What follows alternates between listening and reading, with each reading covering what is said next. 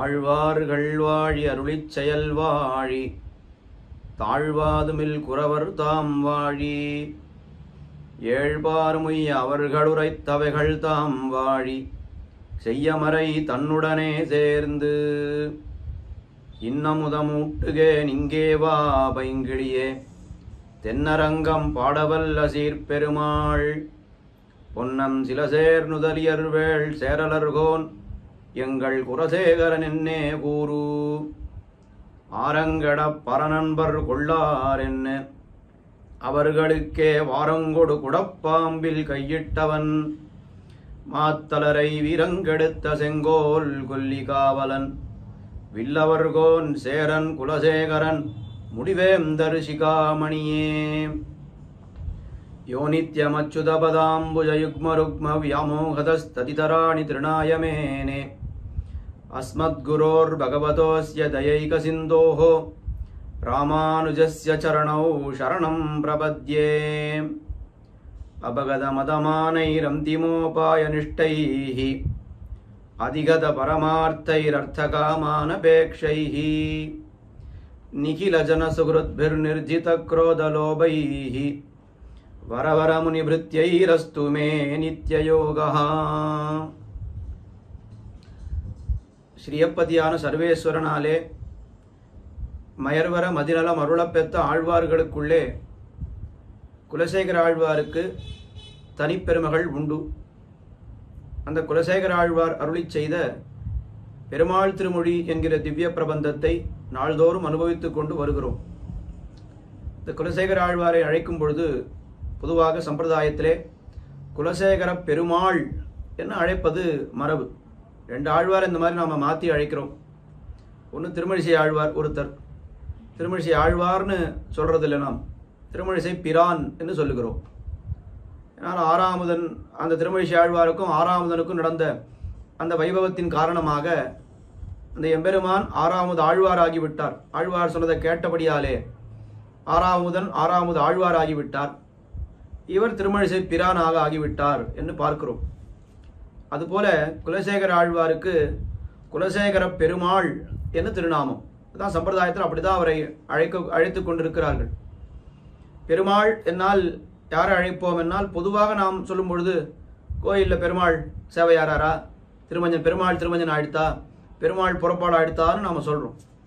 ஆனால் சம்பிரதாயத்திலே கிரந்தங்களிலே நாம் பார்க்கும் பொழுது பெருமாள் என்று யாரை அழைக்கிறார்கள் என்னால் சக்கரவர்த்தி திருமகனை அழைக்கிறார்கள்.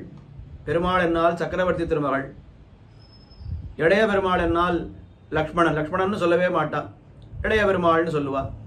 சீதைன்னு சொல்ல மாட்டா, பிராட்டின்னு சொல்லுவா. மாதிரியான சம்பிரதாயத்துக்கே உண்டான தனி இந்த நாம நிர்தேசங்கள் ரொம்ப அழகாக பூர்வாச்சாரியர்கள் அமைத்திருக்கிறார்கள். அப்போ மற்ற எல்லா அவதாரங்களை பார்த்தால் யாராவது கண்ணபிரானை பெருமாள் என்று அழைக்கிறார்களா, இல்லை வாமனனை பெருமாள் என்று அழைக்கிறார்களா, நரசிம்மாவதாரத்தை பெருமாள் என்று அழைக்கிறார்களா என்று பார்த்தால் அப்படியெல்லாம் காணும். ராமபிரானை மட்டும்தான் பெருமாள் என்று அழைக்கிறோம். இங்கே ஆழ்வார்களுக்குள்ளே பார்க்கும் பொழுது இந்த குலசேகர ஆழ்வாரை மட்டும்தான் குலசேகர பெருமாள் என்று அழைக்கிறோம். அதனால்தான் அவர் அருளி செய்த திவ்ய பிரபந்தத்திற்கு பெருமாள் திருமொழி என்று பெயர் ஏற்பட்டிருக்கிறதை நாம் அனுபவித்துக் கொண்டு வருகிறோம். என்ன இவருக்கும் அவருக்கும் என்ன ஒரு ஒத்துமை என்னால், இந்த ராமபிரானையே சதா சர்வ காலமும் தியானித்துக் கொண்டிருப்பவர் இந்த குலசேகர ஆழ்வார். ராமபிரானை தன்னுடைய ஆதர்ச புருஷராக கொண்டு அவரைப் போலவே தன்னை ஆக்கி கொண்டவர் குலசேகர ஆழ்வார். நிறைய ஒத்துமைகள் பார்க்கலாம் ராமபிரானுக்கும் குலசேகர ஆழ்வாருக்கும். இருவருமே அவதரித்தது புனர்வசு நட்சத்திரத்திலே, இருவருமே அவதரித்தது க்ஷத்ரிய குலத்திலே, முடிசூடி அரசாளக்கூடிய க்ஷத்ரிய குலத்திலே. இந்த மாதிரி பல ஒத்துமைகள் ராமபிரானுக்கும் குலசேகர ஆழ்வாருக்கும் இருக்கிறது. ராமபிரானும் பெரிய பெருமாளை ஆராதிப்பதிலே ரொம்ப ஊத்தமுடையவர்.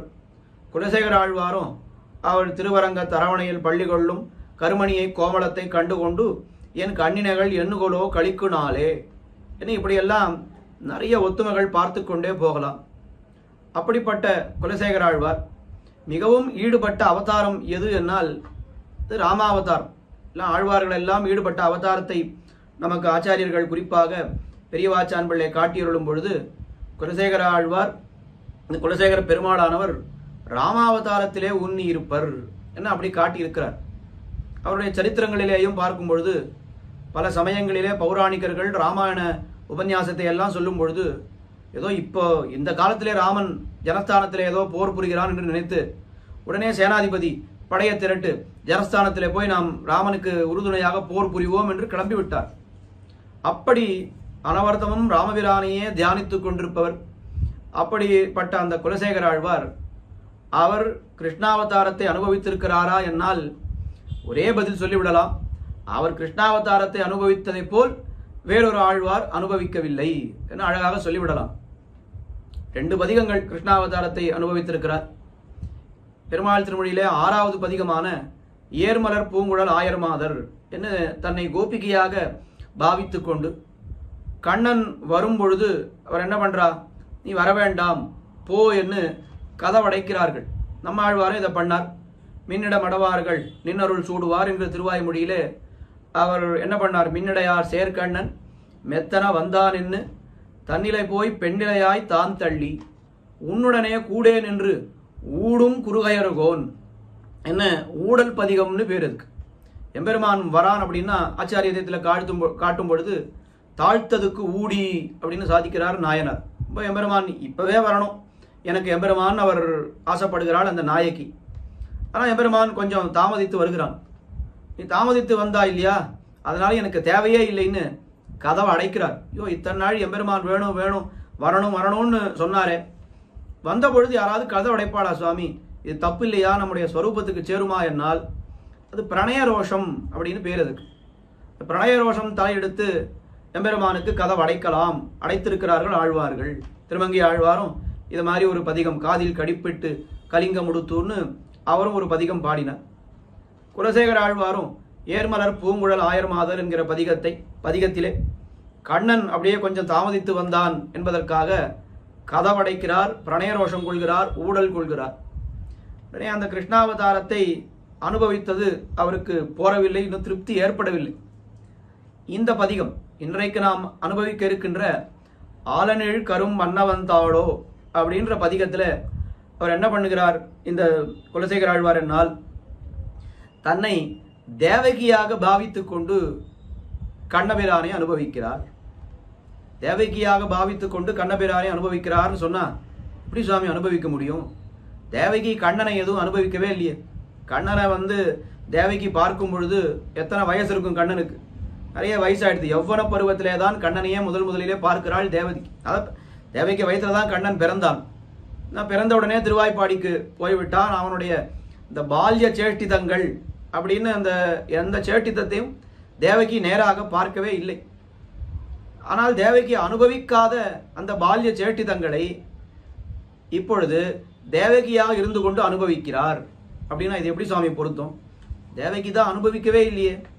அனுபவிக்காத சேஷ்டிதத்தை இவர் எப்படி அனுபவிக்க முடியும்?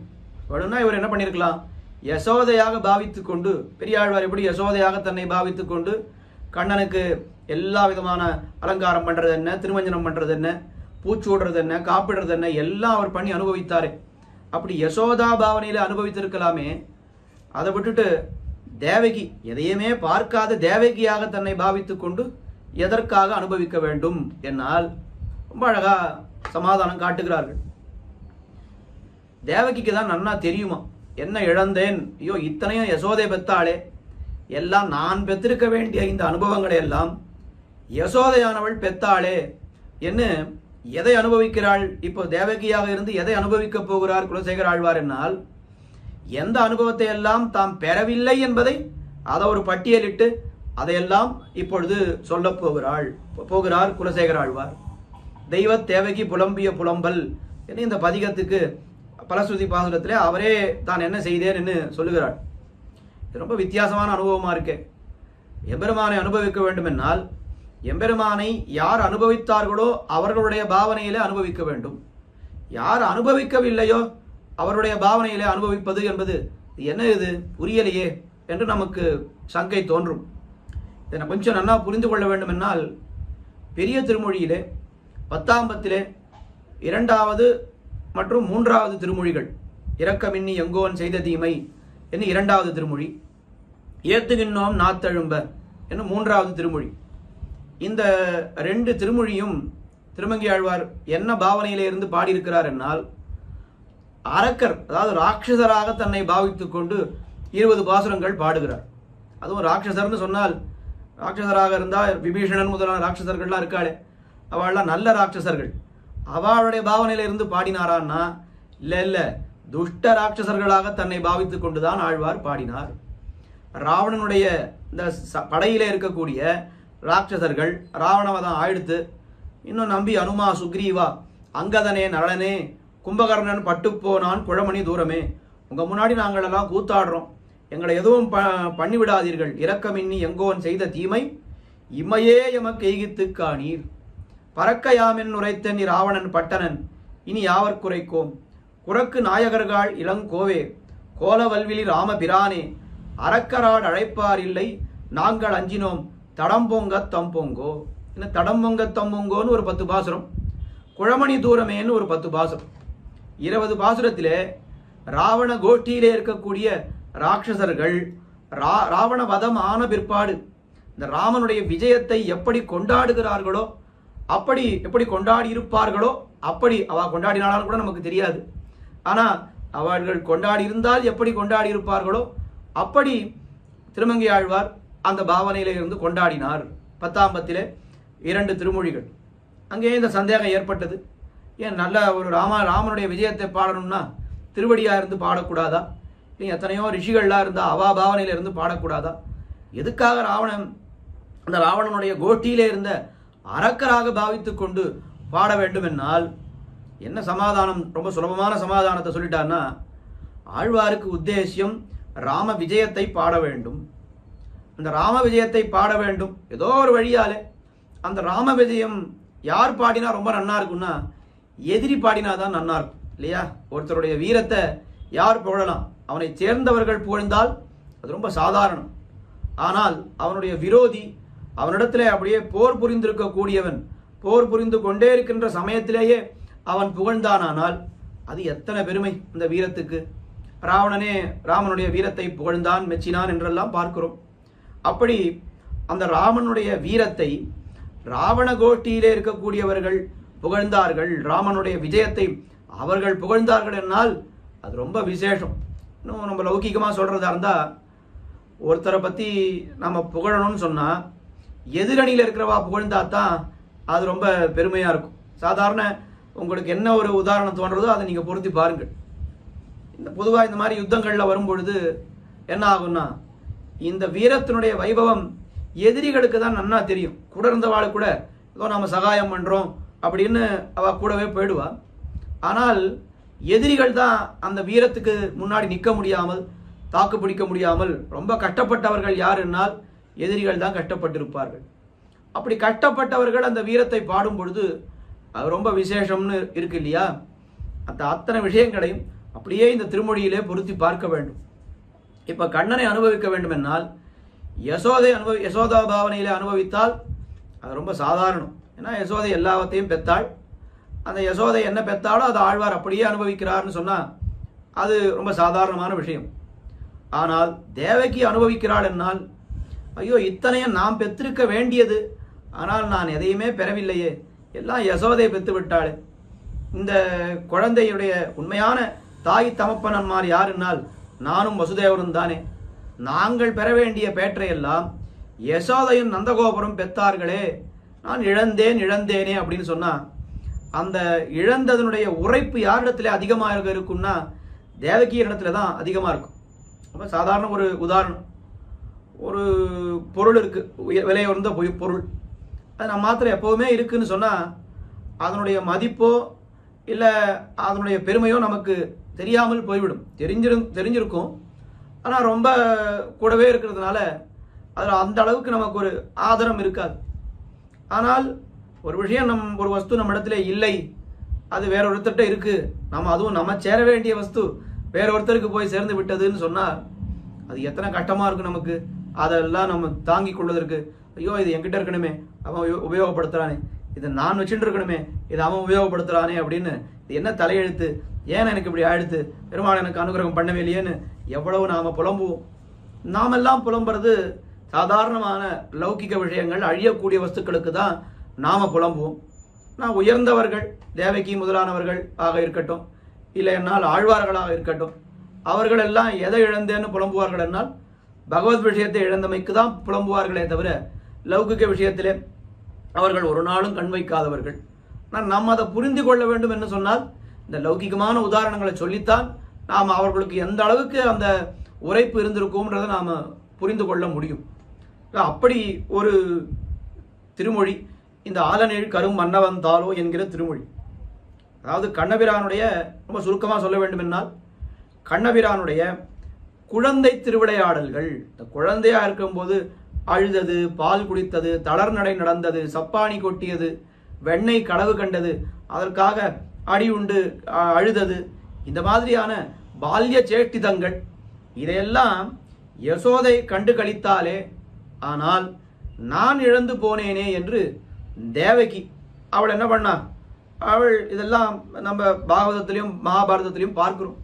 கம்சவதமான பிற்பாடு தேவகி வசுதேவர்களை சிறையிலிருந்து கண்ணபிரான் மீட்கின்ற சமயத்திலே தேவகி புலம்பியதாக அங்கே சில கட்டங்கள்லாம் இருக்கு. ஐயோ, நான் எதையுமே பார்க்கலையே, உன்னை நான் பெத்தேனே தவிர நான் எதையும் பார்க்கவில்லையே என்று தேவகி புலம்பியதாக அங்கே பார்க்கிறோம்.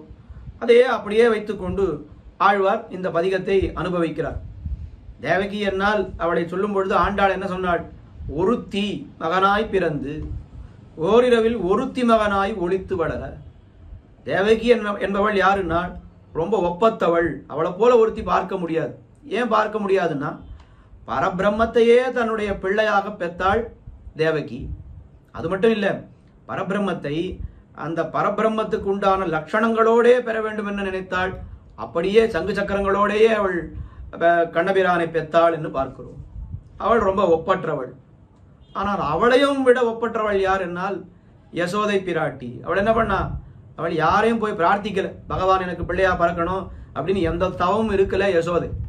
ஆனால் அந்த பகவான் அவளை தேர்ந்தெடுத்து அவளுக்கு பிள்ளையாக யசோதையிடம் சிங்கமாக அவன் வளர்கிறான் என்னால் அந்த யசோதைக்கு எத்தனை பெருமை. ஒரு விதத்திலே பார்க்கும் பொழுது தேவகி ஒப்பத்தவள், இன்னொரு விதத்திலே பார்க்கும் பொழுது யசோதை ஒப்பத்தவள், ரொம்ப அப்படி ரொம்ப உயர்ந்தவள் என்று பார்க்கிறோமே.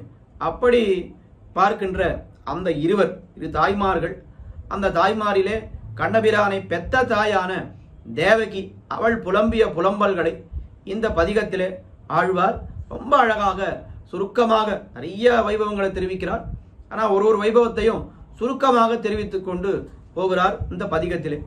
அதிலே முதல் பாசுரம், ஆலநீள் கரும் வண்ணவந்தாலோ அம்புயத்தடங் கண்ணினந்தாலோ வேல நீர் நிறத்தன்னவந்தாலோ வேழப்போதக மன்னவந்தாலோ ஏலவார் குழல் என்மகந்தாலோ என்னென்னுன்னயன் வாயிடை நிறைய தாரொலித்திடும் திருவினை இல்லா தாயரில் கடையாயின தாயே. உனக்கு தாலேலோ, அதான் உன்னை மடியிலே இது பண்ணி படுக்க வைத்து உறங்க வைத்து தாலேலோ பாடக்கூடிய பாக்கியம் அது எனக்கு கிடைக்கவில்லையே. நான் எத்தனை கடைகட்ட தாய், தாய்மார்களுக்குள்ளே ரொம்ப கடைகட்ட தாய் யாருன்னு கேட்டால் அது நான் தான் அப்படின்னு இந்த பாசுரத்திலே புலம்புகிறாள். எம்பெருமானை கண்ணபிரானை எப்படியெல்லாம் நான் தாலாட்டி இருக்க வேண்டும். ஆலநீள் கரும்பு அன்னவந்தாலோ, அப்படியே ஆலையிலே இட்டு அந்த பிழிவதற்கு சித்தமா ஒரு கரும்பு இருக்குன்னா அதுல எத்தனை ரசம் இருக்கும். அந்த ரசத்தை போன்ற இனியவனான கண்ணபிரானே ஆலநீள் கரும்பன்னவன் தாலோ. வேதங்கள் என்ன சொல்லித்து எம்பெருமானை, ரசோ வைசகா, அவன் அப்படியே ரசமே வடிவெடுத்தவன் வேதங்கள் சொல்கிறது. அது எப்படி நமக்கு புரிய வைக்க வேண்டும் என்னால் ஆழ்வார்களைத்தான் கேட்க வேண்டும். ஆலநீள் கரும்பன்னவன் தாலோ, கரும்புகள் எத்தனையோ இருந்தாலும் எதுல அதிகமான ரசம் இருக்கும்னு அவளுக்கெல்லாம் தெரியும். அதை தான் ஆலையில இடுவார்கள். ஆலையில இட்டால்தான் அதிலிருந்து நிறைய ரசம் கிடைக்கும். அப்படி ஆலநீள் கரும்பு அன்னவந்தாலோ அம்புயத்தடங் கண்ணினந்தாலோ, தாமரை போன்ற விசாலமான திருக்கண்களை உடையவனே உனக்கு தாலேலோ, உனக்கு தாலாட்டு. ஆலநீள் கரும்பு அன்னவந்தாலோ அம்புயத்தடங் கண்ணினந்தாலோ. அதுக்கு மேலே வேல நீர் நிற தன்னவந்தாலோ. வேலை என்னால் சமுத்திரம், கடல். அந்த கடலின் நிறம் போன்ற நிறத்தை உடையவன் கண்ணபிரான்.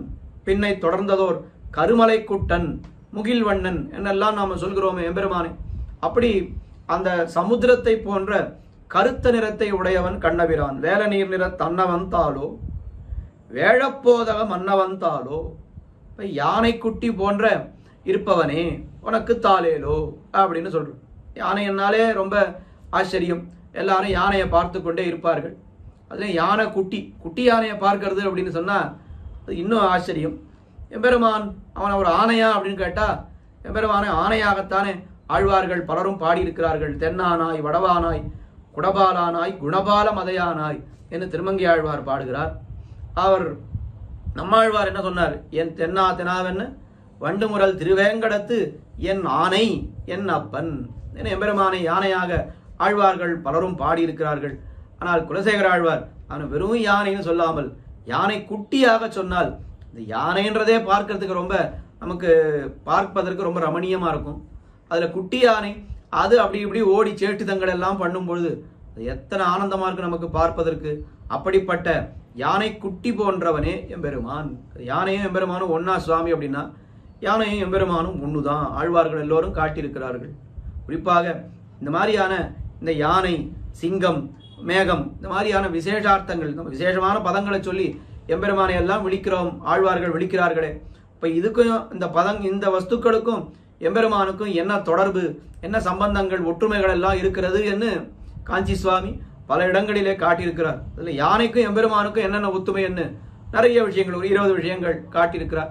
எல்லாம் நம்ம படித்தோமானால் யானையும் எம்பெருமானும் எம்பெருமானும் யானையும் நிறைய ஒற்றுமைகள் இருக்கு என்பதை நாம் புரிந்து கொள்ளலாம். ஆக வேலநீர் நிற தன்னவந்தாலோ வேழப்போதக மன்னவந்தாலோ ஏலவார் குழல் என்மகந்தாலோ. அவனுடைய இந்த குழலழகை வர்ணிக்கிறாள். ஏலவார் ரொம்ப பரிமளம் மிக்க நீண்ட குழலை உடைய என்னுடைய பிள்ளையே, ஏலவார் குழல் என்மகந்தாலோ என்று என்று இத்துடன் நிறுத்திக்கலாமான்னா பாசுரத்திலே இவ்வளவுதான் இடம் இருக்கு. ஆனா அந்த தாயானவள் இன்னும் நிறைய சொல்லணும்னு அவளுக்கு ஆசை. ஏலவார் குழல் என்மகந்தாலோ என்று என்று உன்னை என் வாயிடை நிறைய. அப்படி நான் என்னுடைய வாய் திருப்தி அடையும்படி, வாய் வலிக்கிற வரைக்கும், இது போரும்னு வாயே சொல்ற வரைக்கும் நான் உன்னை சொல்லிக்கொண்டே இருக்க வேண்டும். தாலேலோ உனக்கு பாடிக்கொண்டே இருக்க வேண்டும். உன்னை தால் ஒளித்திடும் திருவினை இல்லா தாயரில் கடையாயின தாயே. இப்படி உன்னை அப்படியே என்னுடைய மடியிலே உறங்க வைத்து தாலேலோ தாலேலோன்னு உன்னை நான் பாடியிருக்க வேண்டும். ஆனால் அந்த பாக்கியம் எனக்கு கிடைக்கவில்லையே. அந்த பாக்கியம் எல்லாம் யசோதைக்கு தான் கிடைத்தது. நான் எப்படிப்பட்ட தாய் என்னால் தாயரில் கடையாயின தாயே. எல்லா தாய்மார்களையும் ஒரு வரிசையில நிக்க வச்சால் அதுல அவர்களுடைய பெருமைக்கு தக்கவாறு வரிசையில நிக்க வச்சா அதுல கடைசியில நான் தான் நிற்பேன். ஏன்னா அந்த அளவுக்கு ஒரு பாக்ய ஹானி எனக்கு, பாக்ய ஹீனை நான் என்ன அப்படி அந்த தேவகி சொல்கிறா போலே இந்த பாசுரத்திலே தெரிவிக்கிறார் குலசேகர் ஆழ்வார். அதுவும் தேவகி என்பவள் எப்படி கண்ணபிரானை பெற்றாள் என்னால் அது யசோதையை சொல்லியிருக்கிறாள். 12 மாதம் 12 திங்கள் வயிற்றில் கொண்ட அப்பாங்கினாள். என்ன யசோதை அவர் பெரியாழ்வார் யசோதா பாவனையிலே 12 மாசம் நான் உன்னை சுமந்து பெற்றேன் என்று அவள் சொன்னார். மாதிரி 12 மாதம் உன்னை வயிற்றிலே வைத்து பெத்த நான் இந்த தேவகியானவள், எனக்கு கிடைக்கவில்லை எந்த பாக்கியம், எல்லாம் யசோதைக்கு கிடைத்து விட்டது என்று இந்த முதல் பாசுரத்திலே அவள் தேவகி புலம்பிய புலம்பலாக உன்னை தாலேலோ பாடக்கூடிய பாக்கியம் எனக்கு கிடைக்கவில்லையே என்று ஆழ்வார் தெரிவிக்கிறார். இரண்டாவது பாசுரம் இங்கே என்ன தெரிவிக்கிறார் ஆழ்வார் என்னால், அங்கையில் ஆணை கிடந்தார் போலே ரொம்ப அழகாக நீ உறங்கிக் கொண்டிருக்கிறாய், அதை பார்க்கக்கூடிய ஒரு பாக்கியம் எனக்கு கிடைக்கவில்லையே என்று இரண்டாவது பாசுரத்திலே தெரிவிக்கிறார். வடிக்கொளஞ்சனமெழுது செம்மலர்கண் மறிவிமேல் இனிதொன்றினை நோக்கி முடக்கி சேவடி மலர்ச்சிறு கருந்தாள் பொலியுநீர் முகில் குழவியே போல அடக்கியாரச் செஞ்சிறு விதல் அனைத்தும் அங்கையோடனைந்தானையில் கிடந்த கிடக்கை கண்டிடப் பெத்திலேனந்தோ கேசவா கெடுவேன் கெடுவேனே. கிடக்கை கண்டிட பெத்திலேன் அந்த குழந்தைகள் எல்லாம் அந்த படுத்து கொண்டிருக்கின்ற அழகு அதை பார்க்கறதுக்கு எல்லோருக்கும் ரொம்ப பிடிக்கும். அதுவும் எப்பேற்பட்ட குழந்தை இது என்னால் அதை வடிக்கொள் அஞ்சனம் எழுது செம்மலர் கண், ரொம்ப கூர்மையுடைய தாய். இந்த கண் அப்படியே கூர்மையா இருக்கிறது. அஞ்சனம் எழுது மையெல்லாம் இட்டிருக்கா குழந்தைக்கு. செம்மலர் கண், செந்தாமரை மலர் போன்ற திருக்கண்கள். அந்த வடிக்கொள் அஞ்சனம் எழுது செம்மலர் கண் மேல் ஒன்றினை இனிது மருவி நோக்கி. இந்த குழந்தைகளை எல்லாம் தொட்டில்ல போட்டாக்கா இந்த மேல் கட்டி அந்த காலத்துல வரும். அதுல ஏதாவது ஒரு பொம்மையை தொங்க விட்டுருப்பா. ஒரு கிளி கத்துற மாதிரி இருக்கும், இல்லை அந்த வட்டமா ஒன்று சுத்திகிட்டே இருக்கும், ஜல் ஜல் ஜல் ஜல்னு சுத்திட்டே இருக்கும். அதை சுத்த விட்டுட்டா, கீ கொடுத்தா சுத்தும். அதை சுத்த விட்டுட்டா என்ன பண்ணும் அந்த குழந்தை? அதையே பார்த்து ரசிச்சுட்டே இருக்கும், அதையே பார்த்து சிரிச்சுட்டே இருக்கும். அழக்கூடிய குழந்தை கூட அதை தொட்டில விட்டு அந்த மேலே இருக்கக்கூடிய அந்த ஏதாவது ஒரு கிளியோ இதுவோ இருக்குமே, அதை நம்ம கீ கொடுத்து விட்டுட்டா அதை பார்த்து அந்த அழுகை கூட அந்த குழந்தைக்கு மறந்து விடும். அப்படி அதை பார்த்துட்டே என்ன பண்ணும் குழந்தை? அப்படியே கொஞ்ச நேரத்துல தூங்கியே போயிடும். இல்லை நம்மளோட அனுபவம் தானே. அப்படிப்பட்ட கிடக்கையை நான் காண பெத்திலேன். மருவி மேல் இனிதொன்றினை நோக்கி, மேலே கிடக்கின்ற அந்த வஸ்துவை அப்படியே மருவி நோக்கி பொருந்தி அப்படியே பார்த்துட்டே இருக்கும், ரசிச்சு கொண்டே இருக்கும் இந்த குழந்தையானது. கருந்தாள் மலர் சிறு சேவடி, கண்ணபிரானுடைய இந்த சேவடி திருவடிகள் எப்படி இருக்கிறது என்னால் வெளிப்பக்கம் பார்க்கும் பொழுது கருப்பா இருக்கு. ஆனால் அந்த உள்ளங்கால் அது எப்படி இருக்கு? செந்தாமரை மலரை போன்று அப்படியே வெள்ளை வெள்ளையல்னு. அது அப்படியே குழந்தையுடைய அந்த காலை பார்க்கும் பொழுதே நம்ம எப்படி இருக்கும்? ரொம்ப வெள்ளையும் இல்லாமல் சிகப்பும் இல்லாமல் ஒரு மாதிரி கலந்து இருக்கும் இல்லையா? அப்போ வெளிப்பக்கம் கண்ணபிரானுடைய காலுடைய மேல் பக்கம் அது கருப்பா இருக்கு, கருந்தாள். ஆனால் அந்த உள்பக்கம் மலர் கருந்தாள், உள்பக்கம் மலர் போல அப்படி இருக்கிறது, மலர் சிறு கருந்தாள். சேவடி எம்பெருமானுடைய இந்த சேவடியானது முடக்கி என்னால் அப்படியே மடித்து கொண்டு குழந்தை படுத்துட்டு இருக்கு. ஒலியுன் நீர் முகில் குழவியே போல கண்ணபிரான் படுத்துட்டு இருக்கிறது எப்படி இருக்கு அப்படின்னு கேட்டா, ஒரு மேகம் இருக்கும் இல்லையோ, அது கண்ணங்கரேல் மேகம். ஏன்னா மேகம் எவ்வளோ கருப்பா இருக்கோ அந்த அளவுக்கு அதுல ஜலம் இருக்குன்னு சொல்றா. இப்ப கருப்பா இருக்கக்கூடிய மேகம், அதுல ஒரு மேக குட்டி எடுத்து தொட்டில போட்டா எப்படி இருக்கும்? அது எப்படி சுவாமி மேகத்தை எடுத்து தொட்டில போட முடியும் அப்படின்னா, போட முடியாதோ இல்லையோ. போட்டா எப்படி இருக்குமோ அப்படிதான் கண்ணன் இங்கே சயனித்துக் கொண்டிருக்கிறான். ஒலிய நீர் முகிர் குழவியே போல அவன் என்ன பண்ணுகிறான்? இந்த அங்கையோடு அடக்கியார அணைத்து உள்ளங்கையிலே அடங்கும்படி அந்த முடக்கி பிடித்து கொண்டு ஆனையில் கிடந்த, யானை கிடந்தால் எப்படி இருக்குமோ, கீழே வேழ போதக மன்னவன் தாளோன்னு சொன்னார். இங்க அந்த கண்ணபிரானை பார்க்கும் பொழுது எப்படி இருக்கிறான் கண்ணபிரான்? சின்ன யானை குட்டி அது தூங்கிட்டு இருக்கும் பொழுது அது என்ன பண்ணும்? அது எப்படி அழகா தூங்கிட்டு இருக்கும். யானைனா அது ஏதாவது ஒரு காரியம் பண்ணாலும் நமக்கு பார்ப்பதற்கு ஆனந்தமா இருக்கும். எந்த காரியமும் பண்ணாமல் அது அப்படியே உறங்கி கொண்டிருந்தால் அதை பார்க்கறதுக்கு கூட ஒரு ஆனந்தமா தான் இருக்கும். அப்படியே தன்னுடைய அந்த கால்களையும் தும்பிக்கையும் சுவாதீனத்துல இல்லாத போல என்ன நடக்கிறதுன்னு தெரியாம அது தூங்கிட்டு இருக்கும். அதை பார்க்கறதுக்கு கூட ஒரு ஆனந்தம் தான். அப்படி ஆனையில் கிடந்த கிடக்கை, யானை கிடக்குமா போலே எம்பெருமான் பள்ளி கொண்டிருக்கிறான் கண்ணபிரான். அப்படிப்பட்ட கிடக்கை கண்டிட பெத்திலேன். அந்த ஒரு சயன திருக்கோலத்தை பார்க்க பாக்கியம் எனக்கு, பார்க்கக்கூடிய பாக்கியம் எனக்கு கிடைக்கவில்லையே. கேசவா அந்தோ ஐயோ என்று கதறுகிறாள் தேவகி. கேசவா கெடுவேனே, அப்படிப்பட்ட கிடக்கையை பார்க்க எனக்கு பாக்கியம் இல்லையே கண்ணபிரானே, நான் என்ன பெரிய பாவியாக ஆனேன், நான் கெட்டு போனேன் என்ன இந்த இரண்டாவது பாசுரத்தில் தேவகி தெரிவிக்கிறார் போலே ஆழ்வார் தெரிவிக்கிறார். அடுத்தது மூன்றாவது பாசுரத்தில் நந்தகோபருக்கு கிடைத்த பாக்கியம், அது எப்பேற்பட்ட பாக்கியம் என்று இந்த பாசுரத்திலே தெரிவிக்கிறார். நந்தன் பெத்தனன் நல்வினை இல்லா நங்கள்கோன் வசுதேவன் பெத்திலனே. இந்த பாக்கியம் யாருக்கு நியாயமா கிடைத்திருக்க வேண்டும்? வசுதேவர் எங்க ஆத்துக்காருக்கு கிடைத்திருக்க வேண்டும். ஆனா அவரு கிடைக்கல. அவர் என்ன பண்ணிட்டு இருக்கார்? அவர் சிறைச்சாலையிலேயே இருக்கார். வேற வழி இல்லை. நாங்க 2 பேரும் சிறைச்சாலையிலேயே இருந்துட்டோம். கண்ணன் இந்த குழந்தையார் இந்த காலம் பூரா எங்க இருந்தோம்னு கேட்டா சிறைச்சாலையிலேயே இருந்து விட்டோம். எல்லாம் நந்தகோபருக்கு கிடைத்து விட்டது. முந்தனன்புரை அன்புடை மகளிர் முறமுறை தந்தம் குரங்கிட இருத்தி எந்தையே எந்தன் குலப்பெரும் சுடரே எழுமுகில் கடத்தெழில் கவரேரே உந்த யாவனின் உரைப்ப நின் செங்கேழ் விரலினும் கடைக்கண்ணினும் காட்ட நந்தன் பெத்தனன் நல்வினையில்லான் நங்கள்கோன் வசுதேவன் பெத்திலனே. அந்த காலத்துல இருக்கக்கூடிய ஒரு வழக்கம், ஒரு ஆத்துல குழந்தை பிறந்ததுன்னு சொன்னா எல்லாரும் வந்துடுவா. பக்கத்து ஆத்துக்காரா, எதிராத்துக்காரா, இன்னும் பக்கத்து தெருவில் இருக்கக்கூடிய உறவுக்காரா, எல்லாரும் இந்த குழந்தைய பார்க்கறதுக்கு வந்து விடுவா. இப்போ என்ன சொல்றா, குழந்தை பிறந்ததுன்னா உடனே யாரும் வராதீர்கள், யாராவது வந்தா உங்க இன்ஃபெக்ஷன் என் குழந்தைக்கு வந்துடும், அதனால யாரும் வராதீர்கள்னு சொல்றா. எப்படி எல்லாம் காலம் எல்லாம் மாறி போச்சு பாருங்க, யாரும் வரக்கூடாது அப்படின்னு டாக்டர் சொல்லிட்டாருன்னு சொல்றேன். நான் அந்த காலத்து அதுவும் கிராமங்கள்ல பார்க்கும் பொழுது எல்லாரும் வருவா. இப்படி ஒரு குழந்தை யசோதைக்கு பிறந்திருக்கிறதுன்னு சொல்லி திருவாய்ப்பாடியில இருந்த அத்தனை பேரும் வந்துட்டா. எத்தனை பேர் இருந்தா திருவாய்ப்பாடியில தான் பார்க்கிறோமே, 5 லட்சம் குடிப்பெண்கள்னு சொல்றோம். அந்த 5 லட்சம் குடும்பங்கள் இருக்கா, அத்தனை பேரும் இங்க வந்திருக்கா. வந்தா என்ன, இப்ப என்ன ஒரு சின்ன விஷயம் அப்படின்னு கேட்டா, எல்லாருக்கும் குழந்தைய மடியில வைத்துக் கொள்ள வேண்டும் என்று ஆசை தான். முறை தந்தம் குரங்கிட இருத்தி, குரங்குனால் சின்னரா போடக்கூடாது, பெரியரா போடணும். சின்னரா போட்டா குரங்குன்ற மிருகம், பெரியரா போட்டா அது இந்த மடியில தொடை சொல்றமே அது குரங்கிட இருத்தி, எல்லாருக்கும் மடியில வச்சுக்கணும்னு ஆசை. எத்தனை பேர் இருக்காங்க, பெரிய வரிசையா பார்த்தா 2 தெரு 3 தெருக்கு வைகுண்ட ஏகாதசி கியூ மாதிரி நிக்கிறது.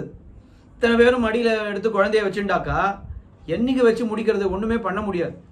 சரி வா, என்ன பண்ணா யசோதையும் நந்தகோபுரம் ஒரு நிபந்தனை போட்டான். என்ன நிபந்தனைன்னா, எல்லாருக்கெல்லாம் குழந்தைய கொடுக்க மாட்டோம், யார் எங்களுக்கு உறவுக்காரர்களோ உறவுக்காரா மட்டும் குழந்தைய வச்சுக்கலாம், உறவு இல்லாதவா குழந்தைய பார்த்துட்டு போக வேண்டியதுதான், யார் கையில எல்லாம் கொடுக்க மாட்டோம்னு சொல்லிட்டாங்க. உடனே சின்ன கிராமம் தானே, உள்ளுக்குள்ளேயே நிறைய உறவுக்காரா தான் இருப்பா. அந்த காலத்துலலாம் அந்த கிராமத்துக்குள்ளேயே கல்யாணம் பண்ணிப்பா. அதனால ஏதோ அத்தை பொண்ணு மாமா பொண்ணு இப்படி உறவு தான் இருக்கும்.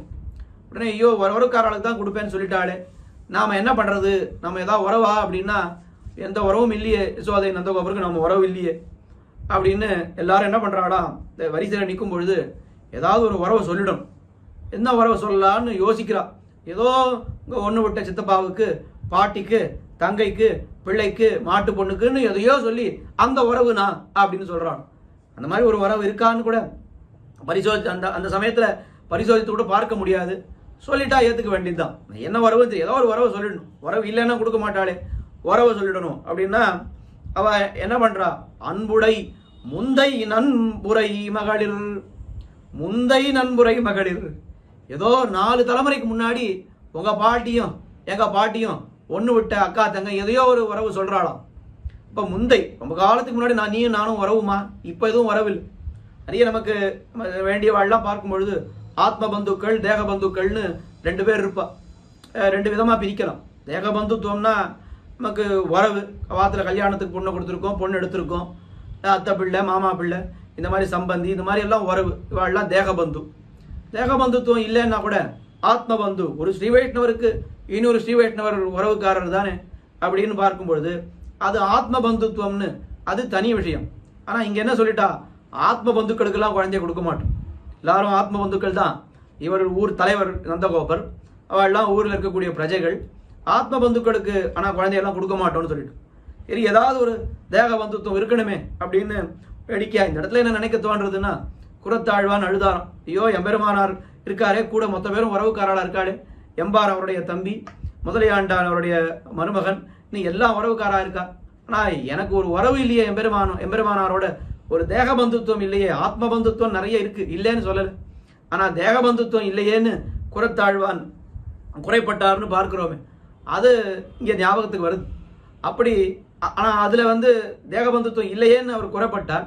இங்க என்ன சொல்லிட்டா, யார் யார் எங்களுக்கு தேக பந்துவோ அவளுக்கு தான் குழந்தைய கொடுப்போம். அப்போ முந்தை நண்புடைய மகளிர் சொன்ன உடனே உறவுக்காரெல்லாம் ஒரு பக்கம் வரிசையா நிக்கிறா, உறவு இல்லாதவாள்லாம் வரிசையா நிக்கிறா.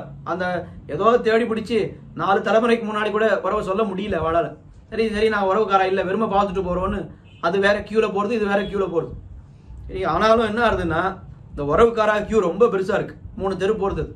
என்ன பண்ற, எவ்வளவு நாளைக்கு கொடுக்கறது, ஒருத்தருக்கு அரை மணி கொடுத்தா என்ன பண்ண முடியும், ஒன்றும் பண்ண முடியாது. அப்போ இவ என்ன சொல்லிட்டா, ஒருத்தருக்கு 30 வினாடிகள் தான் குழந்தைய வச்சுக்கலாம், கொண்டு வந்து மடியில் வைக்கிறா. 30 வினாடி ஆயிடுத்து, உடனே எடுத்து அடுத்தவா நீங்கள் கிளம்பு, அப்படியே தள்ளிண்டே இருக்கா எல்லாரையும்.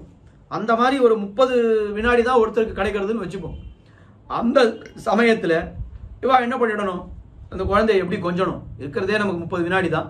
கையில் கொடுத்து கையில் வாங்குறதுக்கு 10 வினாடி போயிட போகிறது. நம்ம கையில் இருக்கிறது 20 வினாடி தான். அந்த 20 வினாடியில் குழந்தை அழாமல் இருக்கணும், மற்ற விஷயங்கள் பண்ணாமல் இருக்கணும். அதுக்குள்ளே நம்ம ஏதாவது கொஞ்சிடணும்னு இந்த வரிசையில் நிற்கிறவாள்லாம் நான் என்ன கொஞ்சணும் அப்படின்னு அதை மனசுக்குள்ளே சந்தை சொல்லிட்டே திருவ சொல்லிட்டே வரா, இதெல்லாம் நம்ம கொஞ்சிடணும் அப்படின்னு.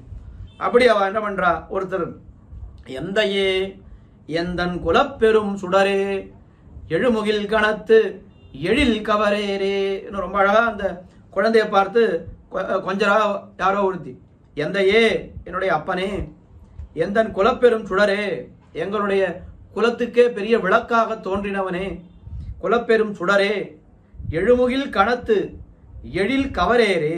ரொம்ப அப்படியே ஒரு மேக சமூகத்தினுடைய கடலிலிருந்து நீரை நிறைய பருகின மேக சமூகத்தினுடைய அழகை எல்லாத்தையும் இவன் பறிச்சுட்டானான். ஏதோ ஒரு மேகம் கடல்லேருந்து நிறைய ஜலத்தை எடுத்துட்டு அப்படியே போயிட்டு இருந்துதான். அதை பிடிச்சு அதனுடைய அழகை எடுத்து தீவம் வச்சுட்டானா கண்ணன். அப்படி அந்த மேகத்தினுடைய அழகையெல்லாம் கவர்ந்த ஏரே காளை போன்றவனே அப்படின்னு கொஞ்சரா. உடனே அவ இன்னொரு என்ன கொஞ்சரா மேலே சொன்னா, உந்தை யாவனன் உரைப்ப. இந்த குழந்தைக்கு ஒரு 3 மாதம் ஆயிடுத்துன்னா, 3-4 மாதம் ஆச்சுன்னா, அப்பா யாரு, உங்கள் அம்மா யாரு சொல்லு பார்க்கலாம், உங்கள் அப்பா எங்கே இருக்காரு காட்டு பார்க்கலாம் அப்படின்னு சொன்னால் அந்த குழந்தைக்கு அப்படி காட்டெல்லாம் தெரியாது. அப்படி கூட்டத்தை பார்த்து யார் அப்பான்னு அங்கே போய் இந்த கண்ணை கொண்டு நிறுத்தும், அவ்வளோதான் அதுக்கு தெரியும்.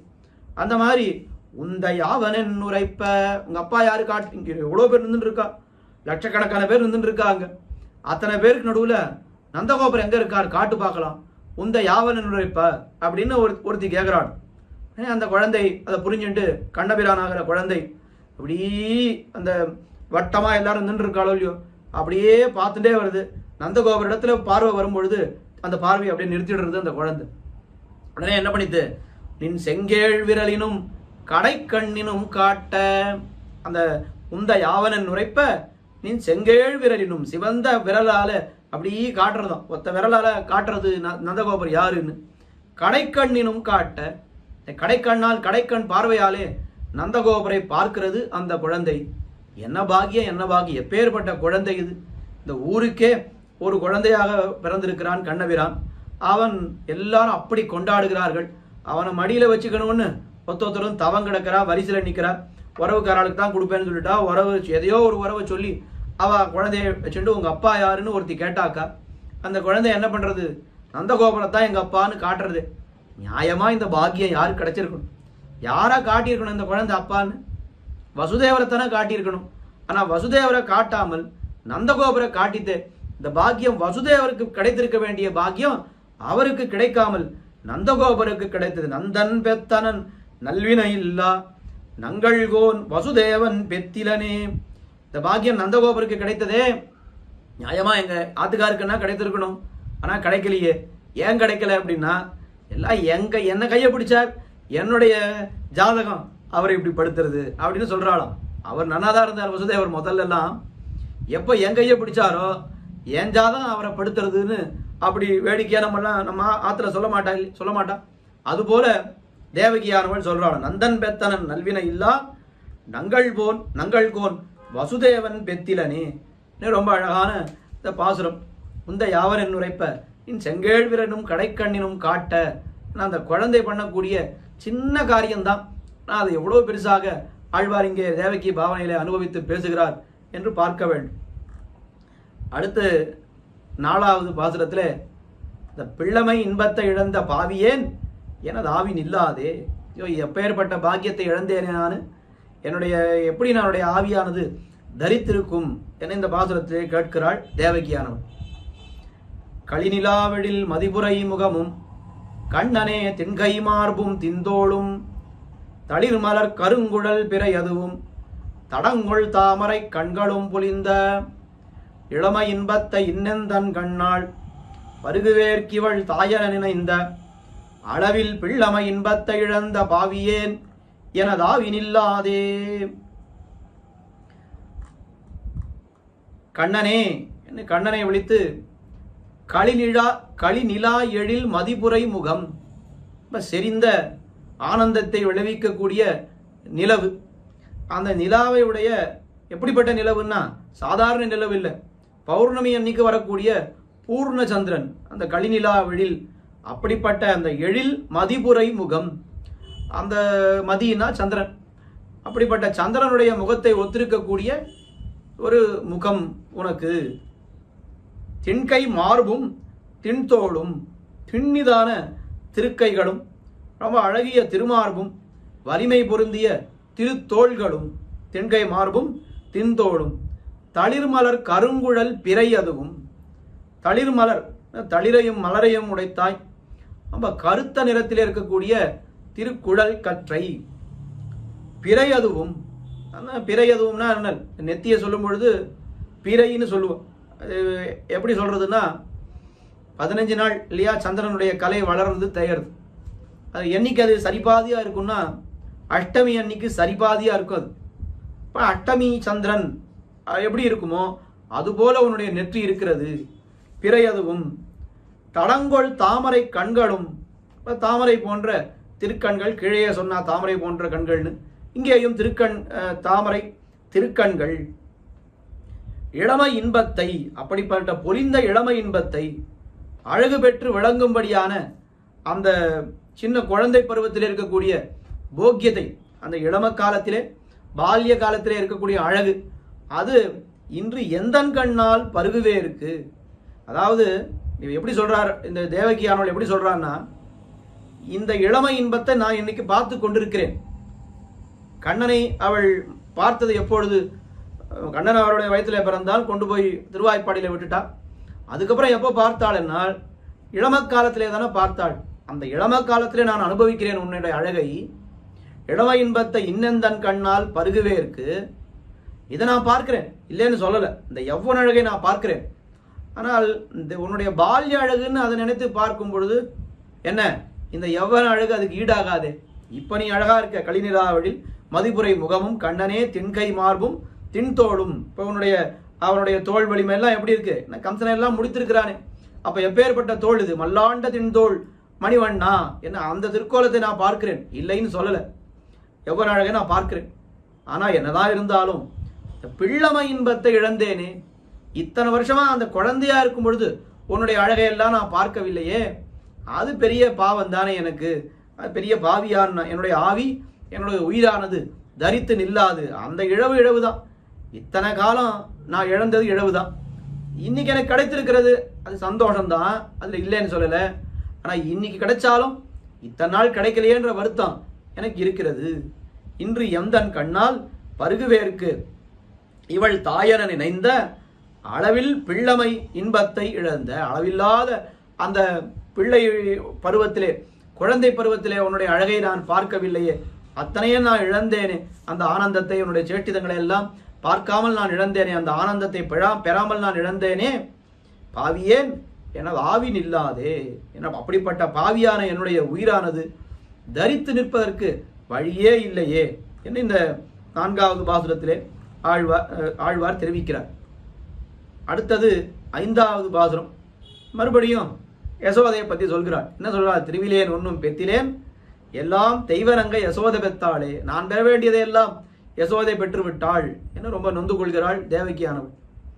மருவனின் திருநெத்தியில் சுட்டி அசை தர மணிவாயிடை முத்தம் தருதலும் உந்தம் தாதையை போலும் வடிவு கண்டு கொண்டு உள்ளம் உள்குளிர விரலை செஞ்சிறு வாயிடை சேர்த்து வெகுளியாய் நின்னுரைக்கும் அவ்வுரையும் திருவிலேன் ஒன்றும் பெத்திலேன் எல்லாம் தெய்வனங்கை யசோதை பெத்தாளே. குழந்தை பருவத்திலே திருநெத்தியில் மருவும் சுட்டி அசைதர, உன்னுடைய திருநெத்தியிலே அது எப்படி இருக்கிறது, திருநெத்தியிலே சுட்டியானது இருக்கிறது. குழந்தைகளுக்கெல்லாம் சுட்டி, தன் நெத்தி சுட்டின்னு போடுறோமே, அது குழந்தைகள்லாம் போடுவா, பிள்ளை குழந்தையா இருந்தாலும் அந்த காலத்தில் போட்டு. அப்படி உன்னுடைய திருநெத்தியிலே பொருந்தி இருக்கிற சுட்டியானது அசைதர, அது நடந்து போகும்பொழுதோ இது பண்ணும்பொழுது அசைந்து கொண்டே இருக்கிறது அந்த சுட்டி. மணிவாயிடை முத்தம் தருதலும், அழகிய வாயில் உண்டான முத்தத்தை கொடுப்பதென்ன. அந்த சுட்டி அசையும்படி முத்தத்தை கொடுப்பதென்ன? உந்தன் தாதையை போலும் வடிவு கண்டுகொண்டு உள்ளமுள் குளிர. யசோதை என்ன பண்றா, யார் இந்த குழந்தைய பார்க்க வந்தாலும் பாத்தீங்களா என் குழந்தை அப்பாவை மாதிரியே இருக்கு, நந்தகோபுரம் போலவே இருக்கு, ஜாடையை பாருங்க, கண்ணை பாருங்க, மூக்க பாருங்க, காதை பாருங்க, எல்லாம் நந்தகோபுரம் போலவே இருக்கு. இது எப்படிமா பொருந்தும்? இவன் பிறந்ததோ வசுதேவருக்கு, நந்தகோபருக்கு இவன் வந்து சேர்ந்தான். அப்ப ஜாடை எப்படி நந்தகோபுரம் போல இருக்கும் அப்படின்னா அது யசோதை நந்தகோபுரம் போல இருக்குன்னு தான் சொல்லுவோம். சரி, இப்படி வேணா நம்ம வச்சுக்கலாம். பகவானுக்கு ஏற்கனவே தெரியும் கண்ணபிரானுக்கு நாம இங்க பிறந்தாலும் அங்கதான் போய் வளரப்போகிறோம்னு. அதனால பிறக்கும் பொழுதே எந்த ஜாடையில வந்து பிறந்துட்டான்னா பிறக்கும் பொழுதே நந்தகோபருடைய ஜாடையிலே பிறந்து விட்டான். லௌகிகமா நாம இந்த மாதிரி கேட்கிறா போல நினைக்கவே வேண்டாம். அவள் சொல்றாளாம், பாருங்க நந்தகோபுரம் போலே இருக்கு, எல்லாமே அவளுடைய குழந்தையுடைய கண்ணு காது மூக்கு எல்லாம் அப்பாவை போலவே இருக்கிறது. உந்தன் தாதையை போலும் வடிவு கண்டு கொண்டு. என்ன ஒரு பாக்கியம் பாருங்கள் நந்தகோபருக்கு. நந்தகோபன்றவர் ஏதோ ஒரு ஆய்ப்பாடிக்கு தலைவரான ஒரு சாது விருத்தர்னு காட்டுறார். ஆனா அவருக்கு என்ன ஒரு பெருமை என்னால் பரபிரம்மமான எம்பெருமானே அவருடைய ஜாடையில இருக்கிறான் அப்படின்னா என்ன பெருமை. நம்ம ஜாடையில யோசித்து பாருங்கள், நம்ம ஜாடையில யாரோ ஒரு பெரிய மனுஷர் இருக்காருன்னா, ஒரு பெரிய தலைவரோ ஒரு விளையாட்டு வீரரோ, உடனே நமக்கு எவ்வளோ பெருமை பாருங்க. நானும் அவரும் ஒரே மாதிரி இருக்கு. யாரோ ஒரு சினிமாக்காரர் இருக்கார், நம்ம போலவே இருக்கார், இல்லை அவரை போல நாம இருக்கோம்னா பாருங்க, நம்ம போற இடத்துலலாம் அவராகவே நம்ம சொல்லி சொல்லி அழைப்பா, அவனை போல இருக்கே அவனை போலே இருக்கே. அதுவே நமக்கு பெருமை தாங்காது அப்படின்னா ஒரு பரபிரம்மமான எம்பெருமான் அவன் இவருடைய ஜாடையில இருக்கிறான் அப்படின்னு சொன்னா அப்போ நந்தகோபருக்கு என்ன பெருமை. ரொம்ப நந்தகோபருடைய பெருமையை யாரோ ஒரு கவி சம்ஸ்கிருதத்துல ரொம்ப அழகா ஒரு ஸ்லோகமா பண்ணியிருக்கிறார். அடியனுடைய தகப்பனார் எப்பவும் இந்த நந்தகோபுரை பத்தி திருப்பாவ பாசனங்கள் வரும்பொழுது இந்த ஸ்லோகத்தை விடாத சொல்லிட்டு கொண்டே இருப்பார். ஸ்மிருதிமபரே ஸ்ருதிமபரே ஸ்மிருதிமபரே பாரதமன்யே பஜந்து பவபீதாஹ அகமிக நந்தம் வந்தே யஸ்ய அளிந்தே பரம் பிரம்ம. பவபீதாஹ ரொம்ப பயத்தினால் பீடிக்கப்பட்டவர், சம்சாரமாகிற பயத்துல இருக்கக்கூடியவர்கள் என்ன பண்றா, ஸ்ருதிம் அவ பஜந்து, வேதத்தை போய் அவள்லாம் என்ன பண்ணுவா, சில பேர் எல்லாம் வேதத்தை போய் கற்கிறேன் இது அப்படின்னு சொல்லி அதையெல்லாம் பஜந்து வணங்குகிறார்கள்.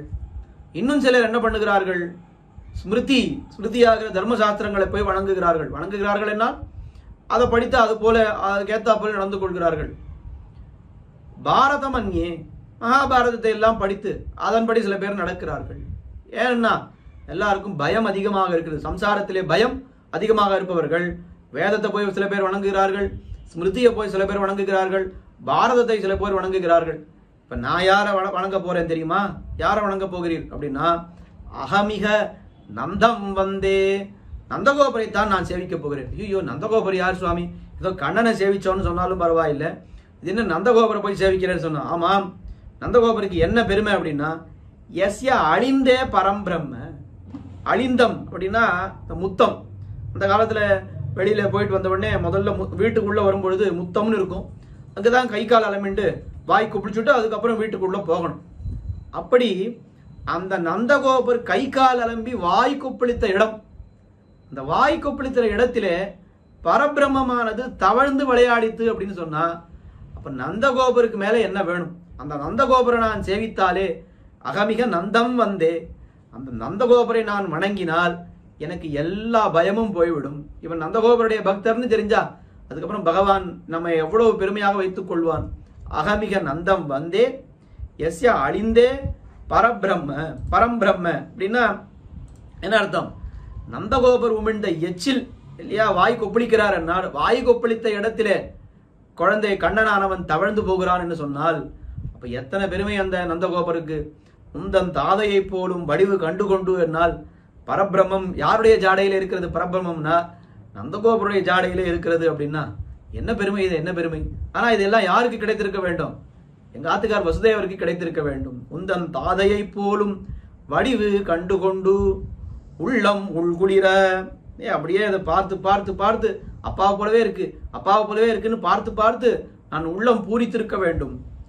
விரலை செஞ்சிரு வாயிடை சேர்த்து, அது என்ன, நான் அந்த வசுதேவரை போல இந்த குழந்தை இருக்கு அப்படின்னு நான் உள்ள குளிர வேண்டி இருக்க. ஏன்னா இதையா யார் பண்ணான்னா எல்லாம் யசோதையானவள் பண்ணிவிட்டாள். விரலை செஞ்சிரு வாயிடை சேர்த்து, விரலை செஞ்சிரு வாய், அந்த விரல்களை எல்லாம் வாயில வச்சுட்டு இந்த குழந்தைகள்லாம் பேசும். வெகுளியாய் நின்று உரைக்கும் அவ்வுரையும், வெகுளித்தனம் மாறாமல் அந்த உரைக்கின்ற சொற்கள், குழந்தைகள் பேசக்கூடிய சொற்கள் இருக்கே ரொம்ப வேடிக்கையா. அடியனுடைய தகப்பனார் அடிக்கடி சொல்லுவார், காஞ்சி சுவாமி சொல்லுவார் அப்படின்னு. இந்த குழந்தைகள்லாம் அவரவர்களுக்கு அவாத்து குழந்தைன்னா ரொம்ப வசதி, அடுத்த வாத்து குழந்தைன்னா ரொம்ப மட்டம்னு சொல்லுவோம். பக்கத்தாத்து குழந்தை 5 வயசுல கொச்சையா பேசித்துனா என்ன சொல்லுவோம் அப்படின்னா, வயசு 5 வயசு ஆயிடுத்து, பாதி அரைக்கழுத வயசு ஆயிடுத்து, இன்னும் அந்த குழந்தைக்கு வார்த்தையே வரலன்னா அப்படின்னு சொல்லுவாள். இதே தங்காத்து குழந்தை 10 வயசுல கொச்சையா பேசியிருந்தா கூட, பார்த்தீங்களா எங்காத்து குழந்தைய இன்னும் மழையிலேயே போல, இன்னும் மழையில மாறாம பேசிட்டு இருக்கா பாருங்கோ அப்படின்னு அந்த தங்காத்து குழந்தைக்கு வரும்பொழுது இன்னும் மழையிலேயே போலன்னு பெருமையா சொல்லுவாளாம். பக்கத்தாத்து குழந்தைய சொல்லணும்னா அதுக்கு இன்னும் பேச்சே வரலன்னா, அது எவ்வளவு நாள் ஆச்சு இன்னும் பேச்சே வரலன்னு சொல்லுவாளாம். அது மாதிரி இந்த வெகுளியாய் நின்றுரைக்கும் அவ்வுரையும் விரலை செஞ்சிரு வாயிடை சேர்த்து, வெகுளியாய் நின்றுரைக்கும் இந்த மழலை மாறாத சொற்கள் இந்த குழந்தை பேசும் பொழுது என்ன ஆனந்தம். எல்லாம் திருவிலேன் ஒன்றும் பெத்திலேன், இது எல்லாம் யாருக்கு கிடைத்திருக்க வேண்டும்? மருவனின் திருநெத்தியில் சுட்டி அசைதர மணிவாயுடை முத்தம் தருதலும் முந்தன் தாதையைப் போலும் வடிவு கண்டுகொண்டு உள்ளம் உள்குளிர பிறரை செஞ்சிரு வாயிடை சேர்த்து வெகுளியாய் நின்னுரைக்கும் அவ்வுரையும், இதெல்லாம் யாருக்கு கிடைச்சிருக்கணும்? எனக்கு கிடைத்திருக்கணும். ஆனா எனக்கு ஒண்ணுமே கிடைக்கல. எல்லாம் யாருக்கு கிடைத்தது? திருவிலேன் ஒன்றும் பெத்திலேன், எல்லாம் தெய்வ நங்கை யசோதை பெத்தாளே. இந்த கிழியே பார்த்தோமே, யசோதை சொல்லிட்டு இருக்கா, இந்த குழந்தை நந்தகோபுரம் மாதிரியே இருக்கு, அப்பாவை போலவே கண் இருக்கு, அப்பாவை போலவே காது இருக்குன்னு அவ சொல்லிட்டு இருக்கா. ஆனா என்ன சம்பந்தம்? என்னுடைய பிள்ளை என்ன போல என்ன போலையும் வசுதேவர் போலையும் அந்த குழந்தைக்கு ஜாடை இருக்க வேண்டாமா? அது இல்லாமல் நந்தகோபுடைய ஜாடை வந்துடுத்து, அதை ரொம்ப கொண்டாடி கொண்டு பேசிக் கொண்டிருக்கிறாள், மகிழ்ந்து பேசிக் கொண்டிருக்கிறாள் யசோதை. எல்லாம் என்ன காரணம்னு கேட்டால், என்னுடைய பாக்ய ஹானி, திருவிலேன் ஒன்றும் பெத்திலேன், நான் ரொம்ப பாக்கியம் இல்லாதவள், அதனால எனக்கு கிடைக்க வேண்டியதெல்லாம் தெய்வநங்கை யசோதை பெத்தாளே, எல்லாம் தெய்வநங்கை யசோதை பெத்தாளே என்ன இந்த 5வது பாசுரத்திலே தெரிவிக்கிறார். அடுத்தது 6வது பாசுரம், அழகான பாசுரம். உண்ணப்பெத்திலேன் வாரிவாய்க்கொண்ட அடிசலின் மிச்சில் உண்ணப்பெத்திலேன். குழந்தைகள் சாப்பிட்ட அந்த அன்னம் இருக்கே, இந்த குழந்தை அலைந்து சாப்பிட்ட மீதி அன்னத்தை சாப்பிட்றது தாய்மார்களுக்கு பெரிய கொடுப்பனை. அதை நான் சாப்பிட எனக்கு கிடைக்கவில்லையே, அது யசோதைக்கு தானே அதுவும் கிடைத்தது அப்படின்னு இந்த 6வது பாசுரத்திலே தெரிவிக்கிறாள். தன்னந்தாமரை கண்ணனே கண்ணா தவழ்ந்து எழுந்து தளர்ந்ததோர் நடையால் மண்ணில் செம்பொடி ஆடி வந்து எந்தன் மார்பில் மண்ணிடப் பெத்திலே நந்தோ வண்ணச் செஞ்சிறு கைவிரல் அனைத்தும் வாரிவாய்க்கொண்ட அடிசலின் மிச்சில் உண்ணப் பெத்திலேன் ஓ கொடுவினையேன் என்னை என் செய்ய பெத்ததெம்மோயே. தன்னந்தாமரை கண்ணனே, குளிர்ந்த அழகிய தாமரை போன்ற திருக்கண்களை உடைய எம்பெருமானே, கண்ணபிரானே, தவழ்ந்து எழுந்து தளர்ந்ததோர் நடையார். குழந்தை என்ன பண்றது? சின்ன வயசுல அந்த நடக்கிற பருவம் வரல, தவழ்ந்து கொண்டு அப்படி எழுந்து தட்டு தடுமாறி நடக்கிறது, அதுக்கு தான் தளர்நடைன்னு பேர். தளர்நடை பதிகம்னு பெரியாழ்வார் தனியா 10 பாசுரம் தளர்நடை நடவானோ தளர்நடை நடவானோன்னு 10 பாசுரம் தனியா பாடியிருக்கிறார். அப்படி மண்ணில் செம்பொடி ஆடி வந்து, மண்ணில் அப்படி தவழ்ந்து வரும்பொழுது புழுதியெல்லாம் அலைந்து அந்த குழந்தையானது வரும். மண்ணில் செம்பொடி ஆடி வந்து ஓடி வந்து என்ன பண்ணது குழந்தை? எந்தன் மார்பில் மண்ணிட பெத்திலே நந்தோ, அம்மாவுடைய மார்பத்தானே ஓடி வந்து கட்டிக்கும் குழந்தை. ஆனால் அது எனக்கு கிடைக்கல, யசோதைக்கு தான் கிடைச்சதுன்னு சொல்ல போறா பின்னாடி. அப்படி என்ன பண்ணான் குழந்தையானது? தன்னந்தாமரை கண்ணனே கண்ணா தவழ்ந்து எழுந்து தளர்ந்ததோர் நடையா மண்ணில் செம்பொடி ஆடி வந்து எந்தன் மார்பில் மண்ணிட பெத்திலேன், ஓடி வந்து என்னை கட்டிக்கணும் குழந்தை. பெரியாழ்வார் இந்த மாதிரி குழந்தை கட்டிக்கிறா போல ஒரு பதிகம் பாடினார். ஆனால் கொஞ்சம் வித்தியாசம் என்னன்னா, அது புறம்புல்கிற பதிகம். அது ஓடி வந்து முதுக கட்டிக்கணும். என் கண்ணன் என்னை புறம்புல்குவான், எம்பிரான் என்னை புறம்புல்குவான், கோவிந்தன் என்னை புறம்புல்குவான்னு பின்னாடி வந்து கட்டிக்கிறத அவர் பாடினார். இவள் என்ன ஆசைப்படுறார்? குலசேகர ஆழ்வார் தேவகி பாவனையில என்ன ஆசைப்படுகிறார் என்னால், ஓடி வந்து என்னை முன்னாடி கட்டிக்கொள்ள வேண்டுமே, அது எனக்கு கிடைக்கவில்லையே. ஒரு விதமா பார்த்தா பெரியாழ்வார் அனுபவித்ததெல்லாம் 10 பாசுரங்கள். அந்த அனுபவத்தை எல்லாம் குலசேகர ஆழ்வார் ஒரு வரியிலே பண்ணிட்டார். தளர் நட நடவானோன்னு 10 பாசனம் அவர் பாடினார். இவர் என்ன பண்ணார்? தவழ்ந்து எழுந்து தளர்ந்ததோர் நடையால் அவர் புறம்புல்குவான்னு சொன்னார். இவர் எந்த மார்பில் மண்ணிட பெத்திலேனந்தோ. பெரியாழ்வார் அனுபவித்த அனுபவத்தை எல்லாம் இவர் சுருக்கமாக அனுபவித்து விட்டார். இல்லை, இப்படி சொல்லக்கூடாது. குலசேகர ஆழ்வார் சுருக்கமாக அனுபவித்ததை பெரியாழ்வார் விஸ்தரமாக அனுபவித்து விட்டார். ஏன்னா குலசேகர ஆழ்வாருக்கு அப்புறம் தானே பெரியாழ்வார். பொய்கையார் பூதத்தார் பேயார் புகழ்மழிச ஐயன் அருள்மாறன் சேரலர்கோன் துய்ய பட்டநாதன் பார்க்கிறோம். அப்ப இவர் எதெல்லாம் சுருக்கமாக கிருஷ்ணாவதாரத்தில் அனுபவித்தாரோ அதெல்லாம் அப்படியே விஸ்தரமாக ஒரு வார்த்தையிலே ஒரு வரியிலே சொன்னதை 10 பாசுரமாக பெரியாழ்வார் ஆக்கிவிட்டார் என்று கூட நாம் நினைக்க தோன்றுகிறது. அப்படி எந்தன் மார்பில் மண்ணிட பெத்திலேன் அந்தோ என்ன, ஐயோ இது என்ன என்னுடைய துர்பாகியம் என்ன அழுகிறாள். அதுக்கு மேலே வண்ணச் செஞ்சிறு கைவிரல் அனைத்தும் வாரிவாய் கொண்ட அடிசிலின் மிச்சில். அந்த வண்ணச் செஞ்சிறு கைவிரல் அனைத்தும் சின்ன அழகு பெற்ற சிவந்த இருக்கக்கூடிய இந்த விரல்கள் என்ன பண்றா?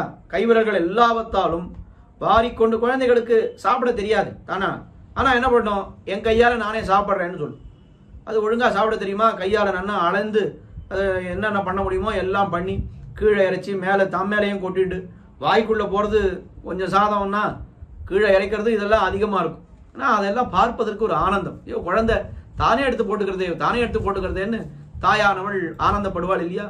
அப்படி எல்லாம் பண்ணி முடிச்ச பிற்பாடு அந்த குழந்தை சாப்பிட்டது போரும்னு அப்பால போயிடுத்துன்னா உடனே என்ன பண்ணுவா? அந்த குழந்தை என்னன்னா அந்த அன்னத்தை என்னெல்லாம் பண்ணினாலும் பரவாயில்ல, அந்த மிச்சல் ஆன அன்னத்தை தான் எடுத்து தாயானவள் உட்கொள்ளுவாள். அதுதான் வள்ளுவர் கூட என்ன சொல்லியிருக்கார்? அமிழ்திலும் ஆத்த இனிதே தம்மக்கள் சிறுகை அளாவிய கூழ். அமிர்தமெல்லாம் ஒண்ணுமே கிடையாது. இந்த குழந்தைகள் சிறுகை அளாவிய கூழ் இருக்கே, அதை காட்டிலும் இனியது வேற ஒன்று உண்டா? அமிர்தத்தை விட இனியது இது என்று வள்ளுவர் கூட காட்டியிருக்கிறார். இந்த முன்னாடி எந்த மார்பில் மண்ணிட பெத்திலேன் அப்படின்றது அதையும் வள்ளுவர் ரொம்ப அழகாக மக்கள் மெய்தீண்டல் உடற்கின்பம் அதையும் காட்டியிருக்கிறார். குழந்தைகளை கட்டிக்கிறது தான் தாயானவளுக்கு ரொம்ப பெரிய இன்பம் என்ன அதையும் காட்டியிருக்கிறார்.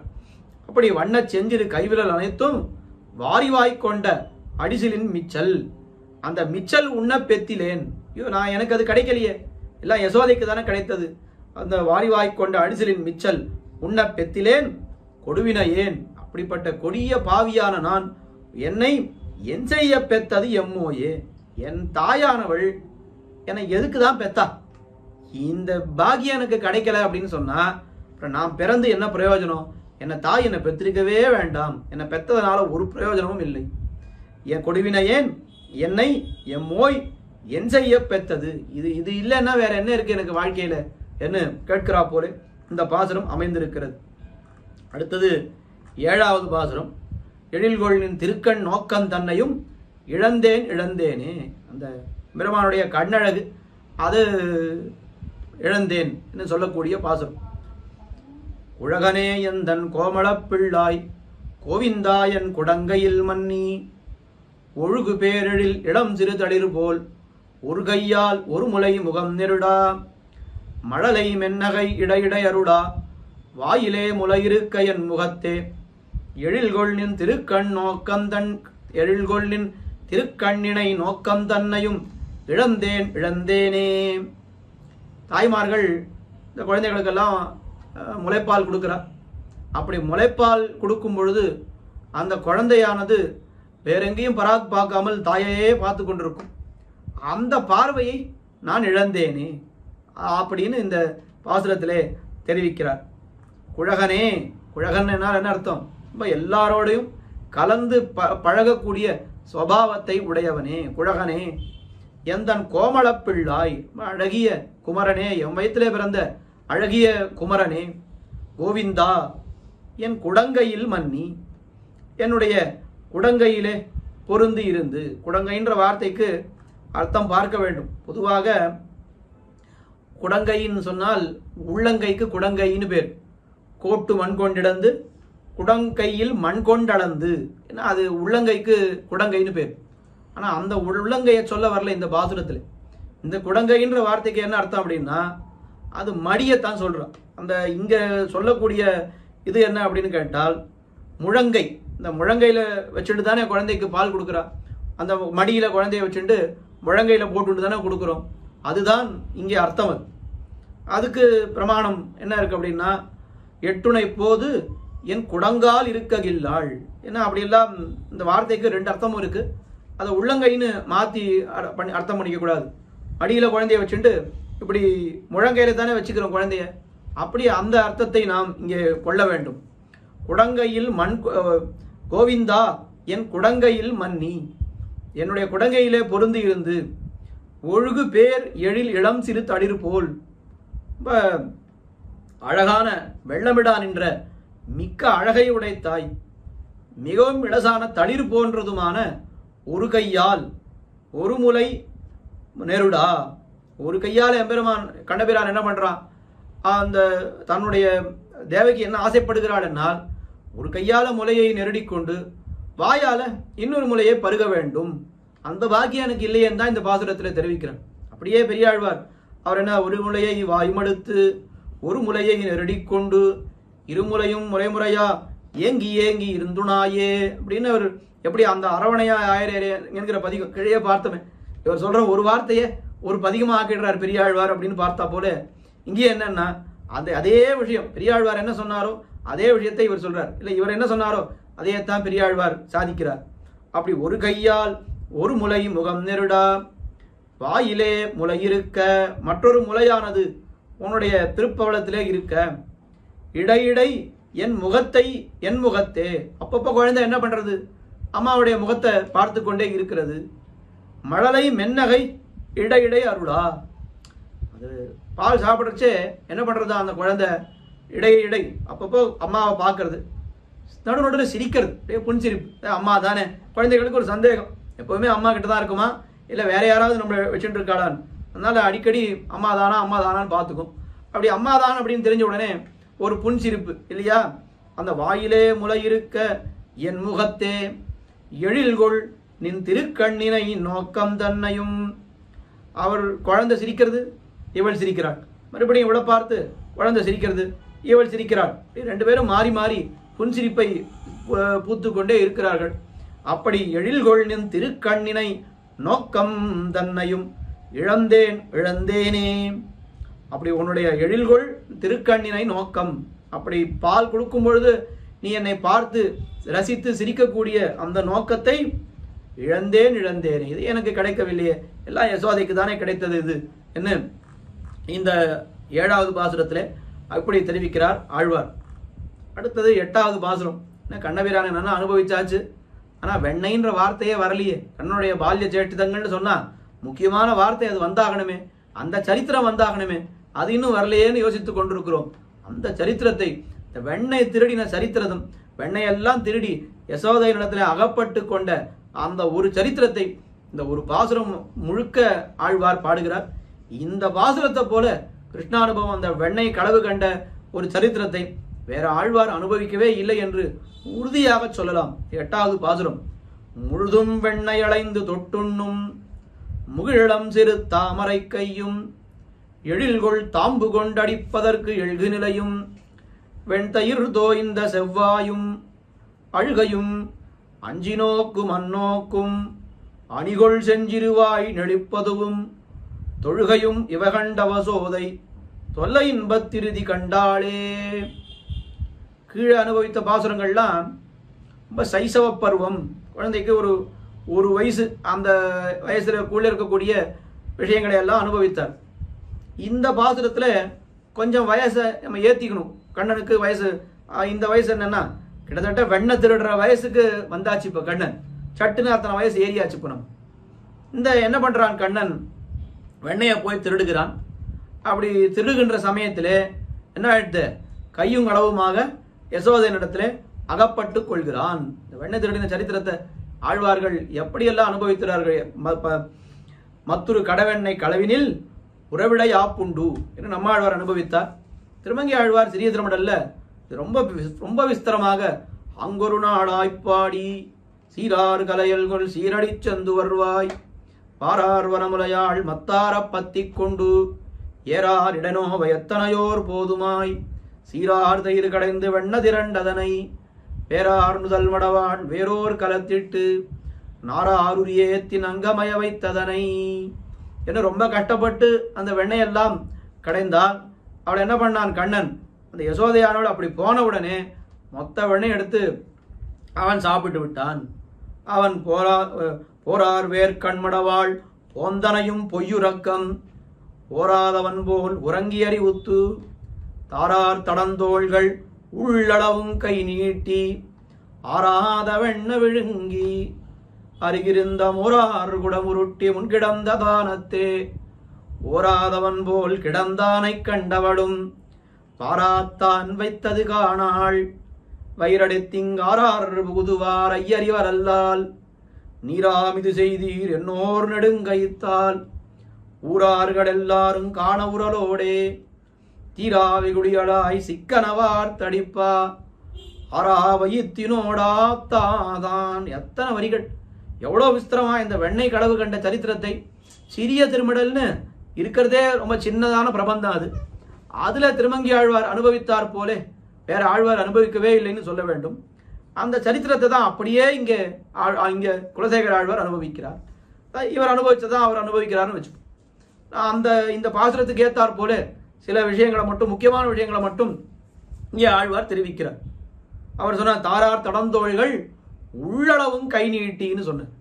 அதுபோல இங்க என்ன சொன்ன, முழுதும் வெண்ணெய் அடைந்து பெரிய பாத்திரத்துல வெண்ணெய் எடுத்து வச்சிருக்கா யசோதை. இந்த சமயத்துல அவன் எங்கேயோ போயிருக்கா. இவன் என்ன பண்றான், இந்த கண்ணபிரானானவன் உள்ளே கையை விட்டு வெறுமை கையை விட்டு மேலோடு எடுக்கலாமோ இல்லையோ, அது அவனுக்கு திருப்தி இல்லையா. ஆனா தாரார் தடந்தோள்கள் உள்ளளவும் கை நீட்டு, கடைசி வரைக்கும் கை போகணும். இந்த பானைக்கு இந்த இது வரைக்கும் கை உள்ள போயிடணும்.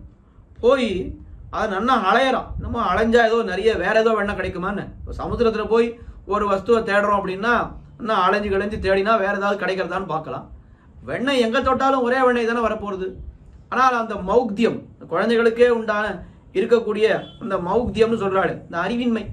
அதனால என்ன பண்றான், நிறைய அலைஞ்சா நிறைய கிடைக்கும், கையை உள்ள நிறைய விட்டா என்ன ஆகும், நிறைய வெண்ணெய் எடுத்து சாப்பிடலாம், இப்படி எல்லாம் குழந்தை நினைச்சிட்டு இருக்கு. எவ்வளவு பண்ணாலும் அந்த சின்ன உள்ளங்கையில எத்தனை வெண்ணெய் வருமோ அவ்வளவுதான் எடுக்க முடியும். ஆனா அது தெரியல அந்த குழந்தைக்கு.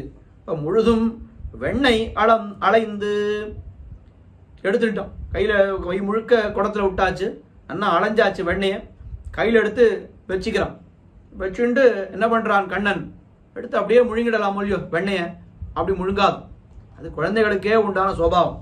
முழுதும் வெண்ணெய் அலைந்து தொட்டு உண்ணும். இந்த குழந்தைகளுக்கே ஒரு சுபாவம் என்னன்னா, நம்ம ஒரு கோயிலில் போய் பிரசாதம் வாங்குறோம் சாப்பிட்றோம் அப்படின்னா இடது கையில் வச்சுட்டு வலது கையால் சாப்பிட்றணும்.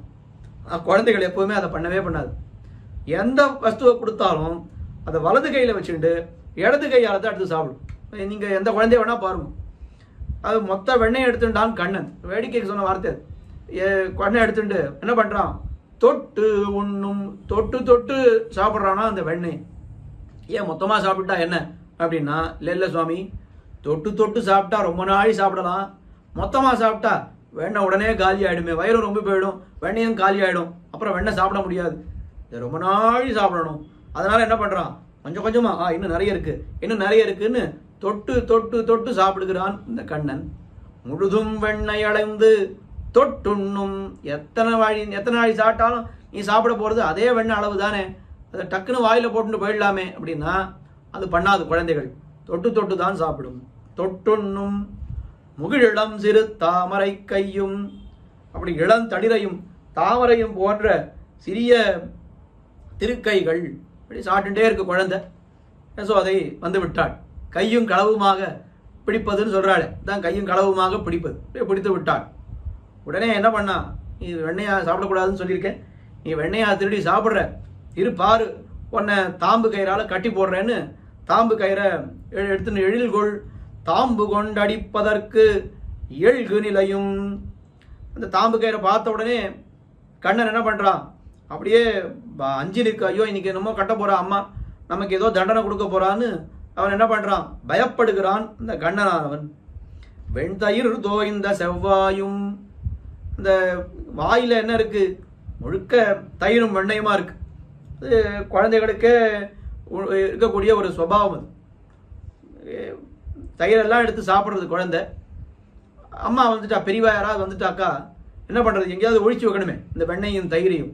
என்ன பண்ணலாம் அப்படின்னா அந்த குழந்தை என்ன பண்ணுமா, முகத்தில் அப்படியே பூசிட்டுருமா.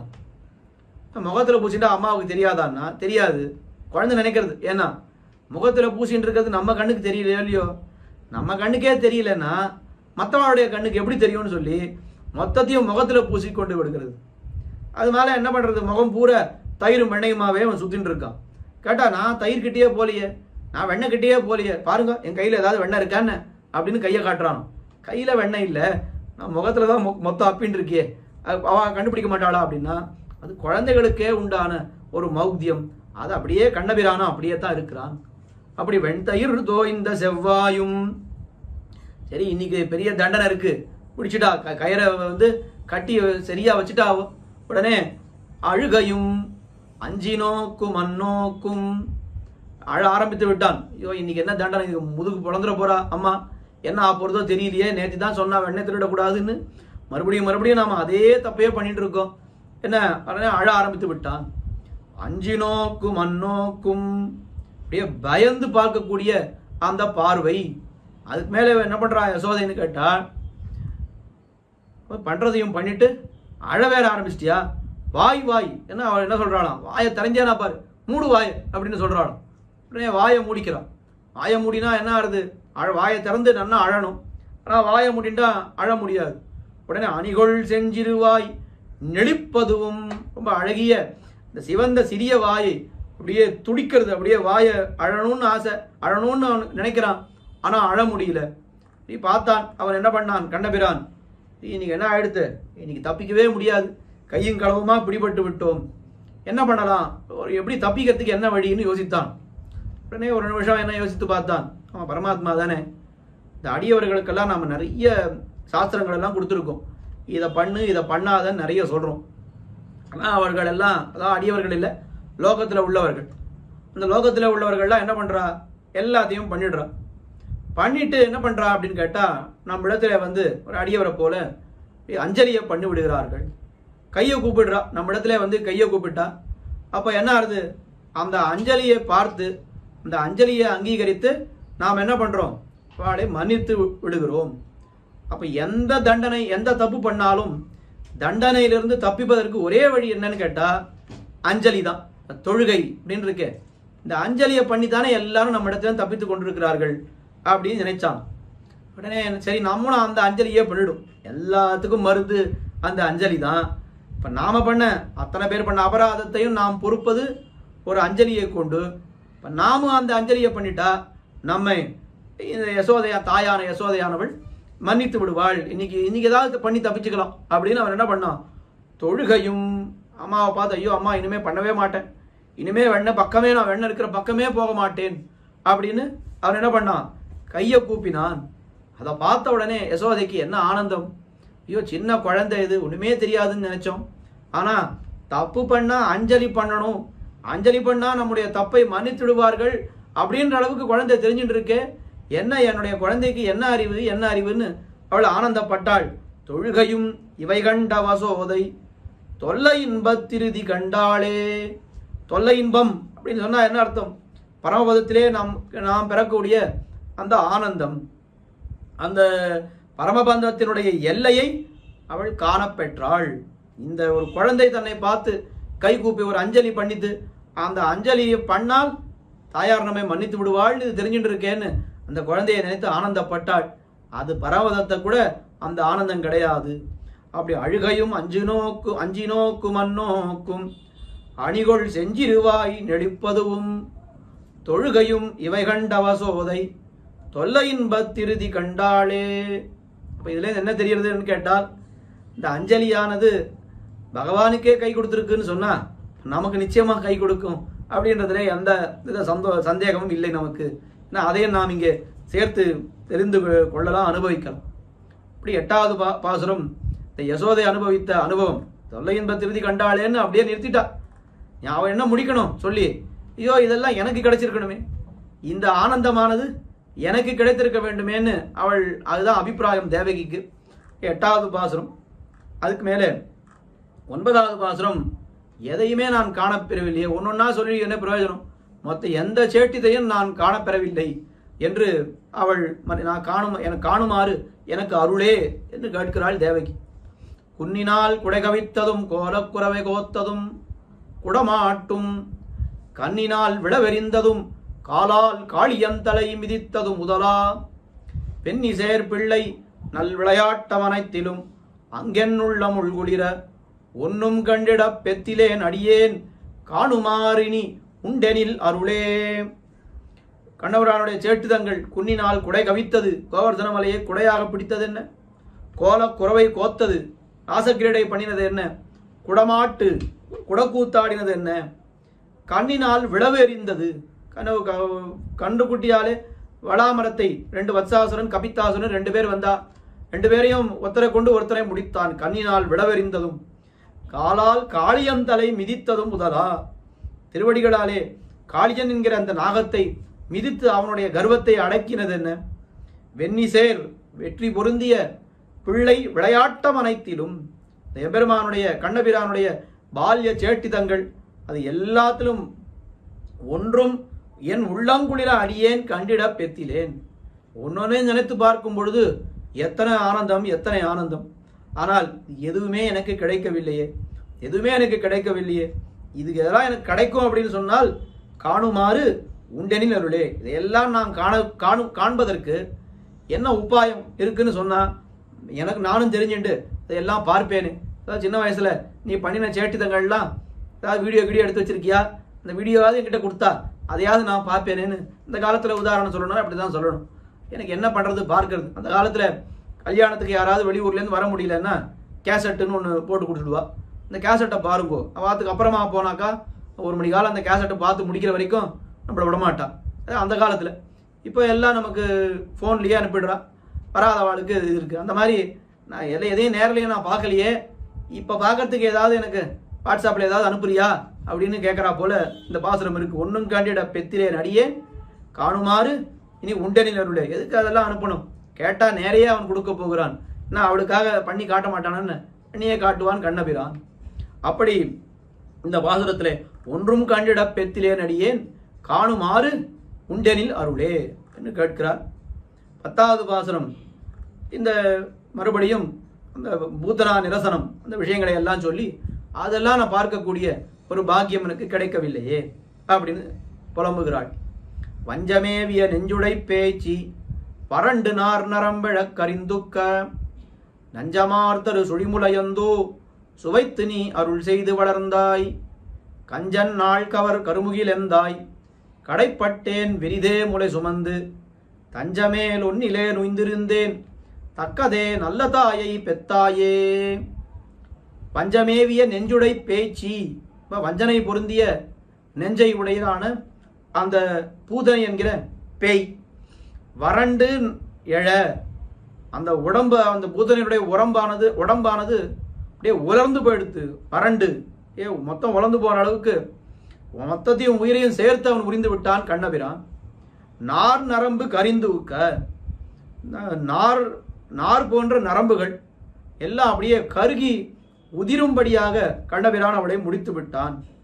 நஞ்சமார் தரு சுழிமுலை, விஷம் தீற்றிய அந்த முளை அந்த முளைப்பாலை கொடுப்பதற்காக அவள் வந்தாள். நஞ்சமார் தரு சுழிமுலை நீ சுவைத்து அருள் செய்து வளர்ந்தாய். அப்படி அவளுடைய முலையும் சேர்த்து பாலையும் சேர்த்து உயிரையும் சேர்த்து நீ வளர்ந்தாய். எல்லாத்தையும் பண்ணி எல்லாருக்கும் அங்கே அனுகிரகம் பண்ணி கொண்டு நீ இருந்தாயே, வளர்ந்தாயே. எங்க? திருவாய்ப்பாடியிலே. அந்தோ என்ன ஆச்சரியம்! கஞ்சன் நாள் கவர் கருமுகில் எந்தாய். ரொம்ப அழகான ஒரு விஷயம் இது. கம்சனுடைய ஆயுசை அபகரித்தானே, கஞ்சனுடைய வயசையும் சேர்த்து இவன் என்ன பண்ண அடுத்து தான் வச்சுட்டான். இந்த வாலிக்கு சொல்றாள் ஒரு கதை. வாலிக்கு எதிராக யார் போய் யுத்தம் பண்ணாலும் அவன் என்ன பண்ணுவான், அவனுடைய பலத்தில் பாதி பலத்தை எடுத்துருவான். ஏற்கனவே அவனுக்கு பலம் அதிகம், எதிரில் இருக்கிறவனுடைய பலம் பாதி எடுத்துட்டான்னா அப்போ எதிரில் இருக்கிறவனுக்கு பலம் பாதியாக குறைஞ்சி போய்டுறது, இவனுக்கு 1.5 பங்கு ஏறி போய்டுறது. அப்போ என்ன யுத்தம் பண்ண முடியும்? இன்னுமே பண்ண முடியாது. அந்த மாதிரி இங்கே கண்ணபிரான் என்ன பண்ணிட்டான், கம்சனுடைய ஆயுசு எடுத்து தான் போட்டுட்டான், தனக்கு வச்சுட்டான். கஞ்சன் நாள் கவர் கருமுகில் எந்தாய், காளமேகம் போன்ற அந்த எம்பெருமானே எந்தாய். முலை வெறிதே சுமந்து கடைப்பட்டேன். தாயானவள் என்னுடைய முலையிலிருந்து பாலை நான் உனக்கு கொடுத்திருக்க வேண்டும்.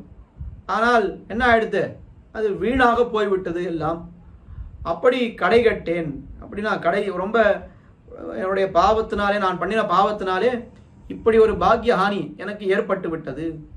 தஞ்சம் ஒன்றிலேன் அப்படின்னு, உன்னை ஒழிய வேறு புகழற்றீரான் என்றேன். உன்னை தவிர வேற யாரு தஞ்சம்? நீதான் எனக்கு எல்லாம் இந்த கட்டத்தை எல்லாம் கொடுத்தது நீதான். ஆனால் உன்னை தவிர நான் யாரிடத்துல போக முடியும்? என்ன தஞ்சமேல் ஒன்றிலேன் உய்ந்திருந்தேன். என்ன பண்ணான்? நான் பிராணனை பிடித்து கொண்டு ஜீவிக்கின்றேன். எப்பயோ போயிருக்க வேண்டும் என்னுடைய உயிர். ஆனால் கஷ்டப்பட்டு நான் பிடிச்சுண்டு நான் உயிரோடு இருக்கிறேன். என்னைக்காவது உன்னை பார்ப்பேன், என்னைக்காவது ஒரு நாள் நீ வந்து என்னை பார்ப்பா என்கிற நம்பிக்கையிலே நான் ஜீவித்திருக்கிறேன். தக்கதே நல்ல தாயை பெத்தாயே. ஆனால் நீ என்ன பண்ணி விட்டாய்? உனக்கு நல்ல தகுதியான தாயை தேர்ந்தெடுத்து அவளிடத்திலே போய் நீ சேர்ந்து விட்டாய், வளர்ந்து விட்டாய். உன்னை பார்ப்பேன்னு நான் உயிரை கஷ்டப்பட்டு கையில் பிடிச்சுட்டு இருக்கேனே தவிர நான் ஒன்றும் சந்தோஷமாக இருக்கவில்லை. என்ன இப்படி தஞ்சமேல் ஒன்றிலேன் உய்ந்திருந்தேன். தக்கதே நல்ல தாயை பெத்தாயே என்ன இந்த தேவகியருடைய அனுபவம் இத்தோடு முடிகிறது. கடைசி பாசுரம் 11வது பாசுரம் பலஸ்ருதி பாசுரம். அது இவர் ஆழ்வாராகவே மறுபடியும் இங்கே வந்து பாடுகிறார். மல்லைமா நகர் கிரையவன் தன்னை வான் செலுத்தி வந்தீங்கனை மாயத்து எல்லையில் பிள்ளை செய்வன காணா தெய்வத் தேவகி புலம்பிய புலம்பல் கொல்லி காவலன் மாலடி முடிமேல் கோலமாம் குலசேகரன் சொன்ன நல்லிசை தமிழ் மாலை வல்லார்கள் நண்ணுவாரொல்லை நாரணன் உலகே. மல்லை மாநகர் கிரையவன் தன்னை, பெரிய மதுரா நகரத்துக்கு இறையவன் தலைவனாயிருந்த கம்சனை வான் செலுத்தி அவனை நன்னா சொர்க்கத்துக்கு அனுப்பி, வீர சொர்க்கத்துக்கு அனுப்பி, ஈங்கனை இங்கு வந்து அணை, அதுக்கு மேல என்ன பண்ணான்? இங்கே வந்து சேர்ந்த கண்ணபிரானுடைய அற்புத மாயத்து எல்லையில் செய்வன காணா. கம்சனை முடித்துட்டு தேவகியை வந்து பார்க்கிறானோ இல்லையா கண்ணன். அப்போ அந்த சரித்திரத்தை எல்லாம் கண்ணனுடைய சேட்டித்தங்களை எல்லாம் பார்க்க முடியலையேன்னு எல்லையில் பிள்ளை செய்வன காணா தெய்வத்தேவகி புலம்பிய புலம்பல். தெய்வத்தன்மை பொருந்திய தேவகியானவள் அவள் புலம்பிய புலம்பல். இந்த 10 பாசுரங்கள் இதை யார் பாடியிருக்கிறார்கள்? கொல்லி காவலன் மால் அடி முடிமேல், கொல்லி நகர் கரசனான குலசேகரன் ஆகிற நான் என்ன பண்ணியிருக்கிறேன்? மால் அடி முடிமேல் சர்வேஸ்வரனுடைய திருமுடிகளை, தன் திருவடிகளை தன்னுடைய திருமுடிக்கு அலங்காரமாக உடைய குலசேகராழ்வார்.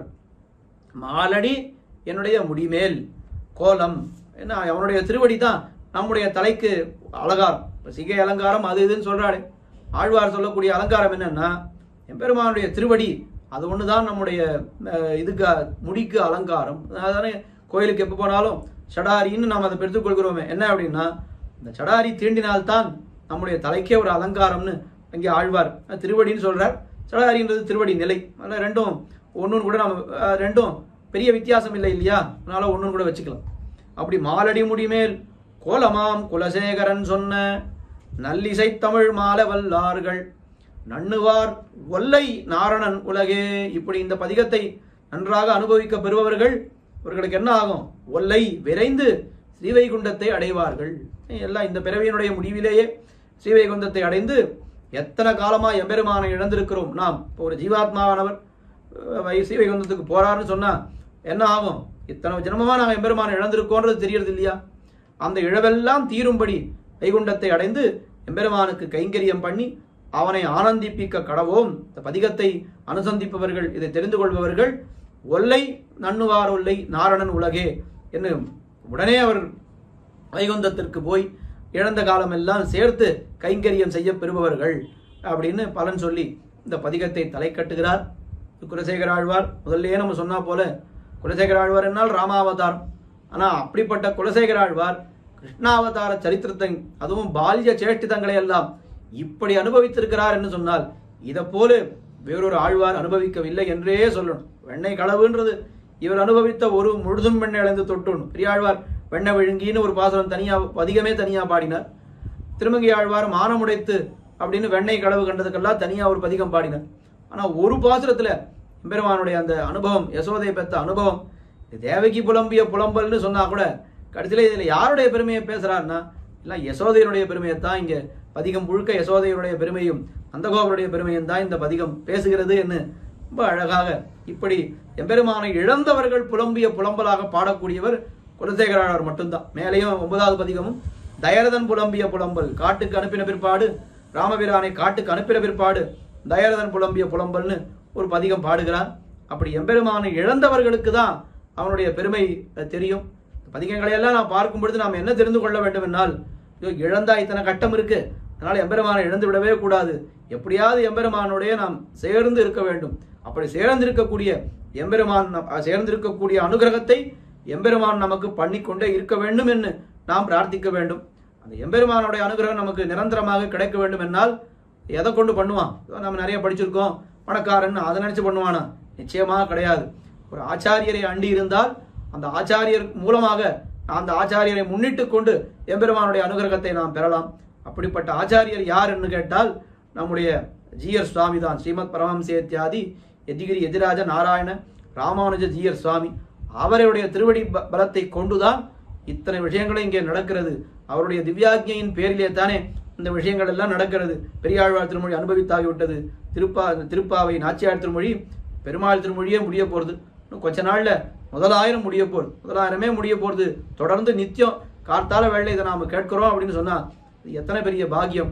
இந்த பாக்கியம் எல்லாம் நமக்கு எப்படி கிடைத்தது என்னால் ஆச்சாரியனான ஜீயர் சுவாமியினுடைய ஒரு திருவடியை நாம் அண்டி கிடக்கிறோம்.